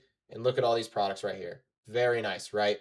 So now we're literally multiplying our results from finding one profitable product from this brand, and we're just literally doing a deeper dive on that. So plenty of ways to build out your ecosystem. This is the ways that I recommend doing it as a beginner and when you're starting out, because the more data that you have on your side, literally it cannot hurt you. It just is going to benefit you. It's going to make you a better sourcer, and it's going to ultimately feed your lead ecosystem so that over time you're actually building a real business and not just hustling for your next product. Now, I know I just covered a lot of this stuff in detail, and this video has been going on for quite a minute now. So if you're still sticking around till this point in the video, really appreciate you watching. And if you feel like you still need a little bit more clarification or one-on-one help, I do also offer the coaching program. Again, link is in the description below. And I have a bunch of videos on my YouTube channel for free that you could also take a look at that breaks down sourcing more in depth, from doing brand searches to live sourcings. I have a bunch of stuff posted on my channel already. So again, if you're looking for more personalized one-on-one help, go ahead and fill out that link in the description and we can see if we're a good fit. But if you're just looking for some good free resources, I do have them on my channel as well. All right, so by this point in the video, you should have been able to send in your first 200 units. You're starting to look for products profitably, or even if you haven't sent in your first 200 units, right? This is going to be actually how you prep and pack those first 200 units that you buy, but you should have a base level understanding of how to source products at this point. So now we're going to go ahead and get into the inventory management and sending shipments. All right. So your supplies checklist for when you're actually sending shipments out is the boxes that you're going to get for FBA is going to be Walmart. Shipping tape is from Amazon. Scale is from Amazon. Thermal printer, Amazon. 2x1 Rolo labels. So these are F and SKU labels that you're going to need to label the product. And then 4x6 shipping labels is also going to come from Amazon. Packing supplies, you'll have to fill the excess space with. You can just reuse from the suppliers that you're buying from, and then poly bags if required. All right. So when you're starting out, I'd recommend just getting a thermal printer, a scale, 2x1, 4x6 labels, and tape. All of the other stuff is just going to be more subjective to what products that you actually have in hand and what you're going to have to figure out when you actually have the product in your hand and you're ready to prep and pack it. So you won't need to get poly bags off the bat. Packing supplies, again, you're just going to reuse stuff. So the biggest things to get immediately is going to be a scale so you can weigh the boxes, a thermal printer so you can print your shipping labels, 2x1 Rolo, 4x6 labels, and then when you have products in hand, you'll buy your boxes and tape and everything like that. So all in all, you're going to be about 100 to 150 bucks in just to start, because of like the first time purchases like a thermal label and a scale and things like that. Okay, so Amazon prep requirements. So a box cannot weigh no more than 50 pounds. Maximum dimensions for a box is that your boxes cannot be bigger than 36 inches, 25 on the width and 25 on the height. Each product needs to be labeled with a F and SKU 2x1 label, right? You will get a UPS shipping label and a Amazon label. You're going to want to place them on opposite sides of each other on the box. And then any additional Amazon prep requirements like polybag, bubble wrapping, etc. Amazon's going to essentially tell you how to do that when you go in and actually create a shipment. All right. So the ways you can send a Amazon shipment is going to be either optimized or a minimal split. I recommend doing Amazon optimized. It's a little bit confusing at first, but it is by far the best way to actually send a shipment. So essentially, Amazon optimized splits allows for faster check-in speeds with no placement fees. All your boxes, though, must have the exact same contents, the same size, and the same weight, and they must be a minimum of 5 boxes in a shipment. Okay. I would recommend sending around 100 units for a minimum shipment, but if you can't reach that, you could always do 50. Anything below 50 units for an optimized shipment isn't going to be very cost effective because you're going to have to print out 5 shipping labels. So at that point, I would be doing minimal shipment splits. Now, the downside with doing minimal shipment splits is that it's a lot slower of a process. So ideally, we want to be able to use those sourcing systems that I taught you earlier in the video so that you can at least be sending out 50 unit shipments and go for the Amazon optimized splits. Minimal shipments are going to be slower check-in speeds, and they're going to cause you placement fees for every single unit that you send in. They are beneficial for one-off shipments and very small shipments. They're much more simple and less fancy. But in my opinion, it's not really worth sacrificing a bit of inbound cost for a slower speed. So it's not really worth paying a little bit less for a much slower check-in speed. But again, if you can't reach anywhere from 50 to 100 units to outbound, sending it minimal is fine. At the end of the day, we just want to get products in and out, right? So essentially, that's everything you need to know about prepping a shipment. We're going to go ahead now and walk through an example in Seller Central of how you can actually go ahead and prep your first shipment. So let's go ahead and dive into that. Okay, so in Seller Central on the homepage here, you're going to want to hit the 3-line button on the left. You're going to want to hover over the inventory tab, which my face might be covering, but you're going to have the inventory tab on your left here. And then we're going to want to go ahead and hit this shipments button here. And this is going to bring you to the shipments page of Seller Central. From here, you're going to want to hover over shipments again, and then you're going to want to hit send to Amazon right here. And then once you're in this send to Amazon page, you will want to go ahead and basically you're going to want to have a new shipment workflow started here, which you're probably going to already have. So on this page here, this is going to be the send to Amazon shipment page. So let's assume that we were going to send a shipment here, the top 5 products in my catalog that are just listed out right now. This will be blurred out for you guys on screen, but essentially this is what the page looks like. So you're going to be met essentially with this screen here. And if you are, doing a shipment for the first time, you're probably not going to have the information and action tab look like this. It's probably going to show up with like a hazardous sign. Basically, you're going to want to just confirm all the stuff that they're saying on that menu. So if I can find one here, which, yeah, it's going to be pretty hard for me to find one just because I've been selling a lot of my products for a while now. But essentially, you're going to have a little exclamation arrow, like mark thingy. You'll just want to confirm, make sure that you hit prep is not required for that. So, you're going to want to make sure that that's all good to go. Okay, here we go. So this is the menu that you're going to see if you have that that triangle, the yellow triangle with the exclamation mark. So this is the screen you're going to be met with. Just make sure that for your prep category, you click no prep needed. All right, so you're going to go ahead and hit no prep needed. You're going to be met with this menu here. So no prep needed. You'll go ahead and save that. And then essentially who labels the units is going to be by seller by default. Okay, and then that will basically complete. And then any additional labeling requirements or anything like that, Amazon will tell you. So if a product needs bubble wrapped, it'll tell you. If it needs a poly bag, it'll tell you as a prep requirement. We can see all of these 5 units here are very simple. So there's no additional prep. It's just basically prep not required. And we can go ahead and start getting our FN SKU labels, which is going to be those 2x1 Rolo labels that I said earlier. So the way you're going to go ahead and get those is you're going to go ahead and click print SKU labels here, and then you're going to print out however many you need for a particular product. So if you print out 10, you'll hit print. That will then pull up a list of FN SKU labels, and then you're just going to go ahead and connect that to your printer and have them print out, and then you have the physical FN SKU label in hand. What you're going to want to do is you're going to want to then label the actual barcode of a product. So this water bottle here, you guys can see on screen, you're going to want to take that FN SKU label, which I may actually have some down here. Let me go ahead and see. Okay, so I don't happen to have any FN SKUs on hand, but you would basically take that 2x1 label and you're going to put it over the manufacturer barcode of the product. That is the proper way to actually prep your products there when you're sending them out to Amazon. And then once you've done that, you're pretty much good to go as long as there's no additional prep requirements needed. If you're sending out multi-packs, so like a pack of 2, you're going to essentially just put 2 of those units inside of one poly bag, and then you'll close off the bag and then you'll stick the sticker over the actual poly bag itself. Just make sure to not cover the suffocation warning and you'll be all good to go. So by that point, once you've slapped on all of your FN SKUs on all your products, now you're ready to actually build your shipment in Amazon. So all you're going to do is start filling out how many units. So let's say we bought 10 units of every single item here, just to keep it simple. Expiration date, we'll just say everything is in December. Okay. So very simple stuff here. All right, and then we'll go ahead and we will do that. All right, so ready to pack, ready to pack, ready to pack, and you're just essentially going to hit ready to pack for all your stuff. All right, and then when a shipment is actually ready to go, then you're going to go ahead and hit pack individual units.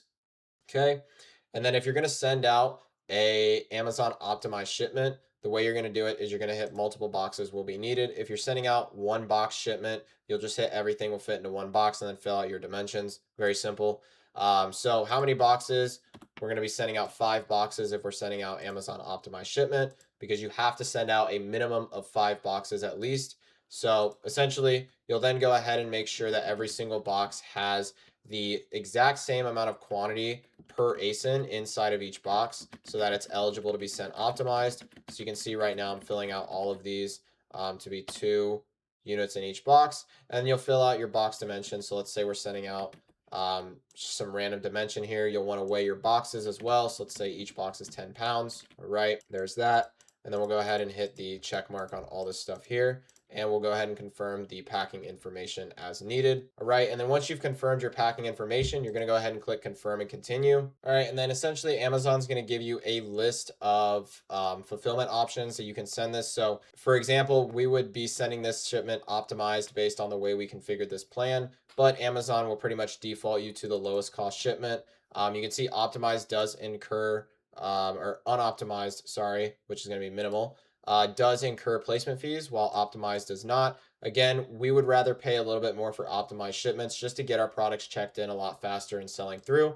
So you'll go ahead and hit Amazon optimize. That's going to give you then a split of 5 different shipments, just telling you where each of them is going to go, which is going to create 5 shipping labels and 5 Amazon labels.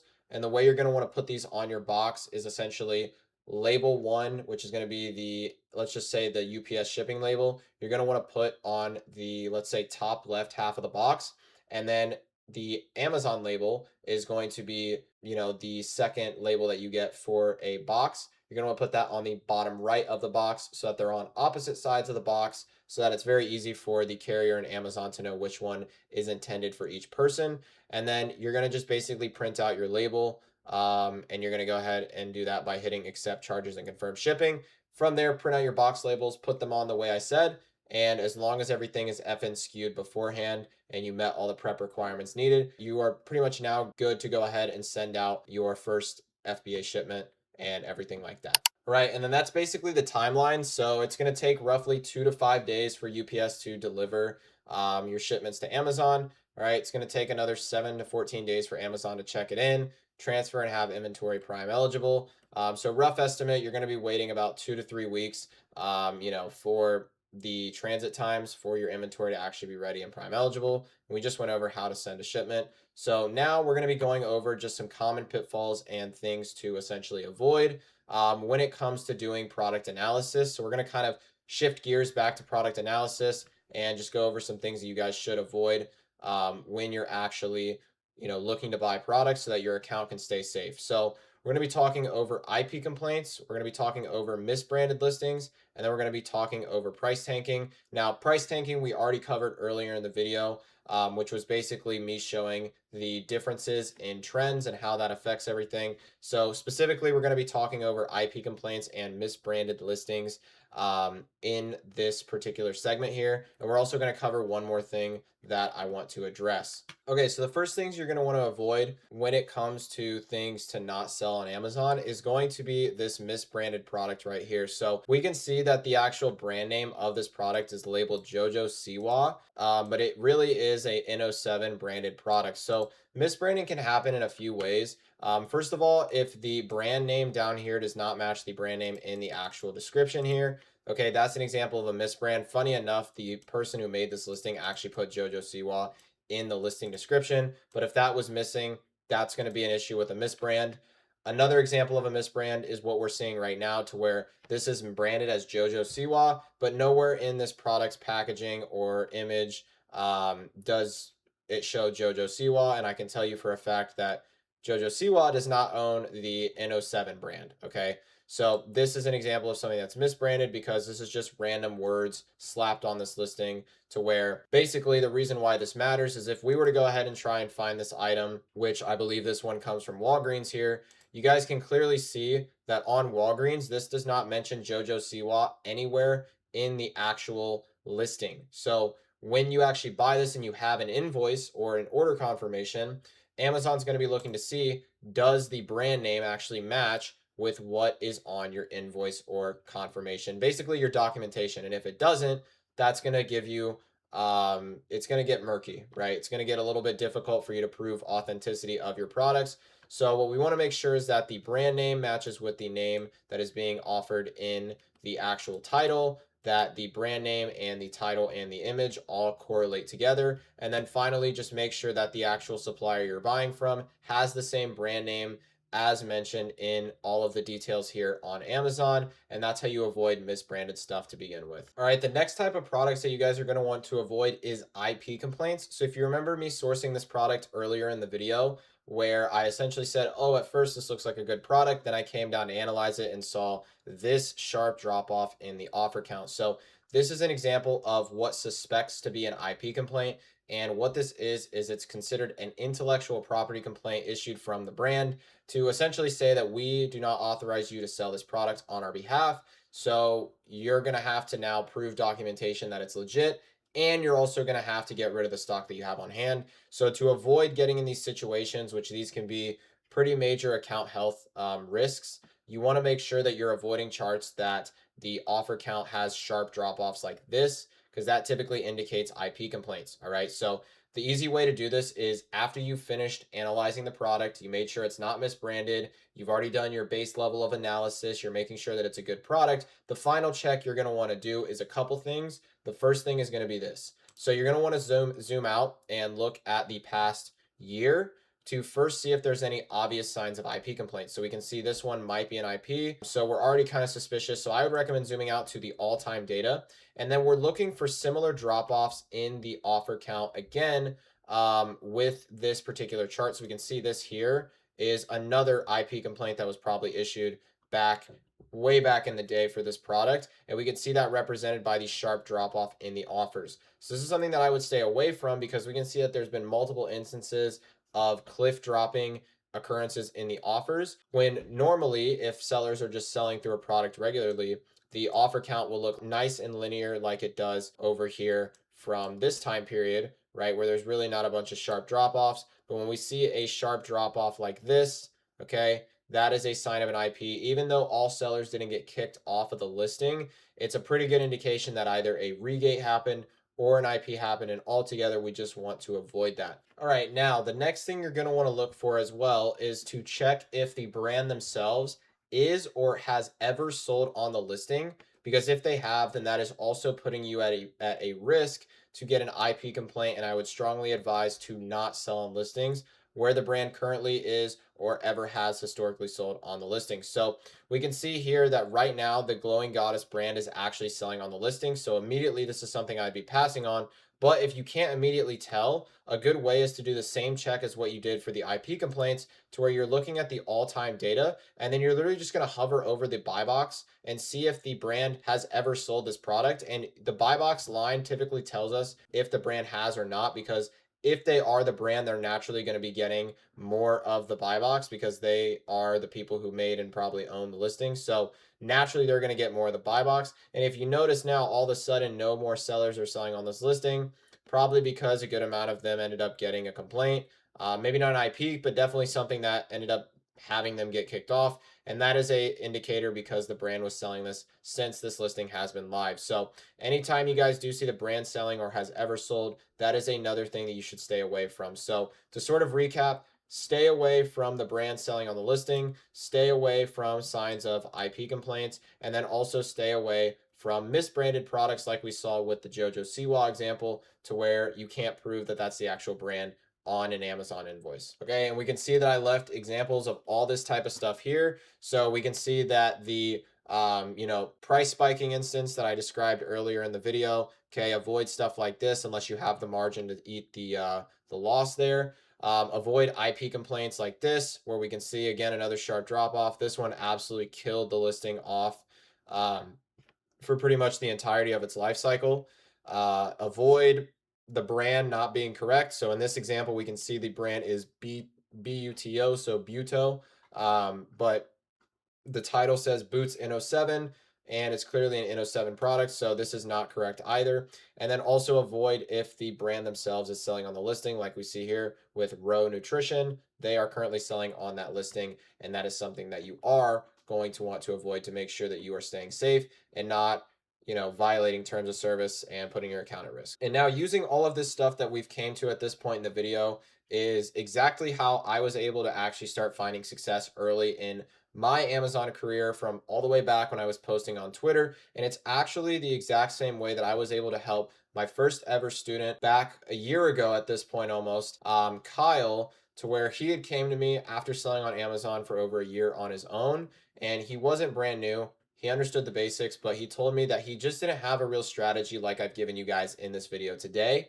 And what we did was we got on call, we built him a system through what I like to call the build blueprint, which is what we do at my coaching company, and we implemented the frameworks that I've built this business on, similar to what I've showed you guys in this video here. And he started seeing results, very real results, play pretty quickly after that.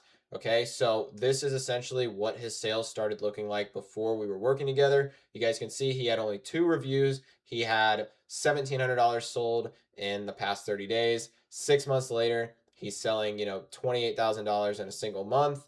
Making $3,000 net, and we plan to get those margins even higher later, which he's now making very healthy margins on his sales. Okay, so just literally into, I wouldn't even say this is 6 months later. This is actually probably about 3, because we can see this was his sales from about June. And we started working together at around July, pretty much late July to August. So roughly 4 to 6 months. He had went from literally 0 to 30K a month. And then after that, this wasn't just something that he did in Q4. 6 months, another 4 to 6 months later, how he's doing today in May, this guy's already spending $34,000 a month on inventory, and we can see that right here. His projected revenue out of that is $67,000 with projected profits of $12,922. You can see he said totally started working with me. It just exceeded his expectations, and really love to see that he was able to put in the hard work through doing the stuff that we talked about on calls. And now this guy's literally selling consistently about 2K a day. He just crossed 50K in revenue this month, May of 2026, and you guys can see these are very healthy margins. I mean, this guy's running up pretty much 15 to 20% a day. So we fixed his margins. We essentially got him the revenue that he needed and implemented the entire strategy that goes even deeper than what I showed you guys on this video here today. And that was all through him being able to take massive amounts of action, implement the stuff that I was able to teach him, and really move forward with the program, and just believing in himself and actually going and taking action on all the things that we taught him inside of the coaching program. So if you can relate to Kyle's position of, doing this stuff on your own for a bit. I mean, he was doing this stuff for a year on his own. If you can relate to doing this stuff on your own for a bit, trying it out, and you feel like you still need that one-on-one hand-holding that I'm able to provide in my coaching program, I just opened it up literally from sharing my journey from day 0 when I was just a fresh beginner. So if this is something that does interest you, I do have a type form. Link is in the description below. Again, if you want to go ahead, fill it out, see if we're a good fit, and I would really be happy to bring you on and see if we can get you some similar results, just like I did for Kyle here. Guy was literally my first coaching student, so massive hats off to him for working super hard. And I do have a student success interview coming with him soon, so definitely stay tuned for that as well. And basically, to wrap up this video, we are now at the end of the free course here. So wrap up for you to go ahead and take action is going to be to achieve your first 200 units sold. All right, so you're going to want to use SellerAmp to reverse source for auto-approved brands. You're going to want to take those brands and put them into Keepa Product Finder using the filters I had showed you in this video. Okay, then you're going to want to go ahead and find products that are a little better than break even and buy your first 200 units across many ASINs to then send your first Amazon FBA optimized shipment. Okay. Second, you're going to want to go ahead and grow your catalog. So you're going to want to build the skill of sourcing in this point.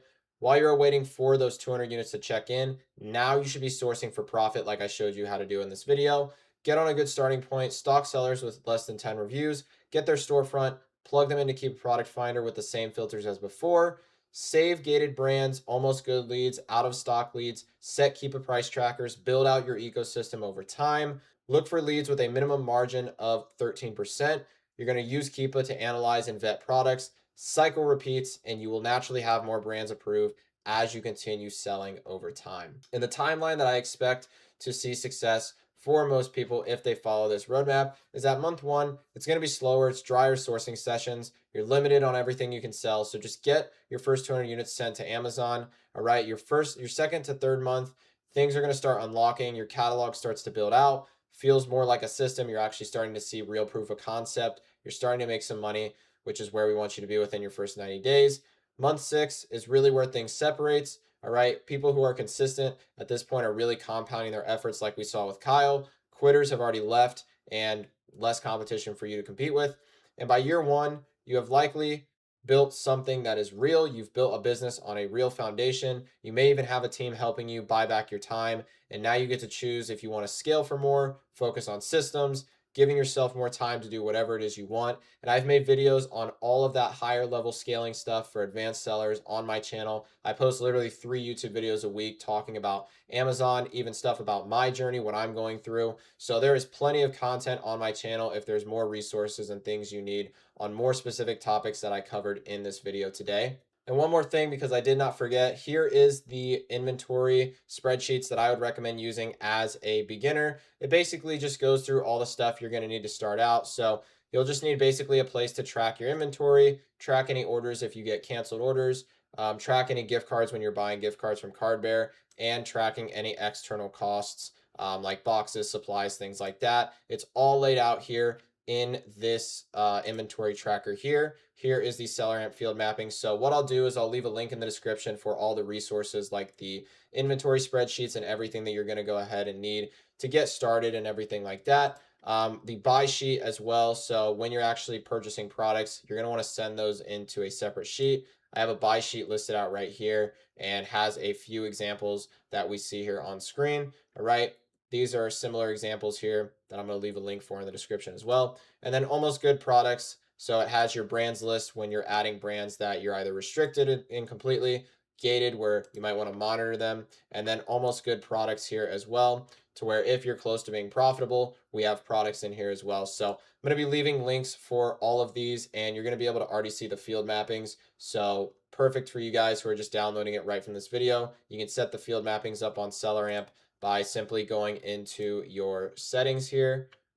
Sorry, actually not going into settings. You're going to go ahead and go into your sheets, click setup, and then essentially you'll connect a existing sheet. You will then copy the slash right here. So copy everything past this slash past D, and then before edit, you'll copy it, and then you'll go ahead and connect the sheet and then just configure the columns like we see here in the field mappings, and you'll be all good to go. So hopefully you guys really enjoyed this video. I tried to make it as thorough as I possibly could. I actually went a couple hours over the expected amount of time it was going to take me to make this video, but there was so much stuff that I didn't want to leave out because I know it can be really confusing when you're starting out, and I just wanted to make sure that in this video you got as much value as you possibly can and a very straightforward roadmap on how you can actually start selling on Amazon and find success early on as a new seller in 2026. Again, I post a bunch of videos on my channel every single week, just going over this stuff, every single little thing you can think about. So definitely feel free to check out some other videos that I have on the channel. Again, if you are interested in coaching, that link is in the description below. Book in a call and we can see if we can help you. And with all that out of the way, that's going to be all from me in this video. So I'll see you in the next one. Peace out.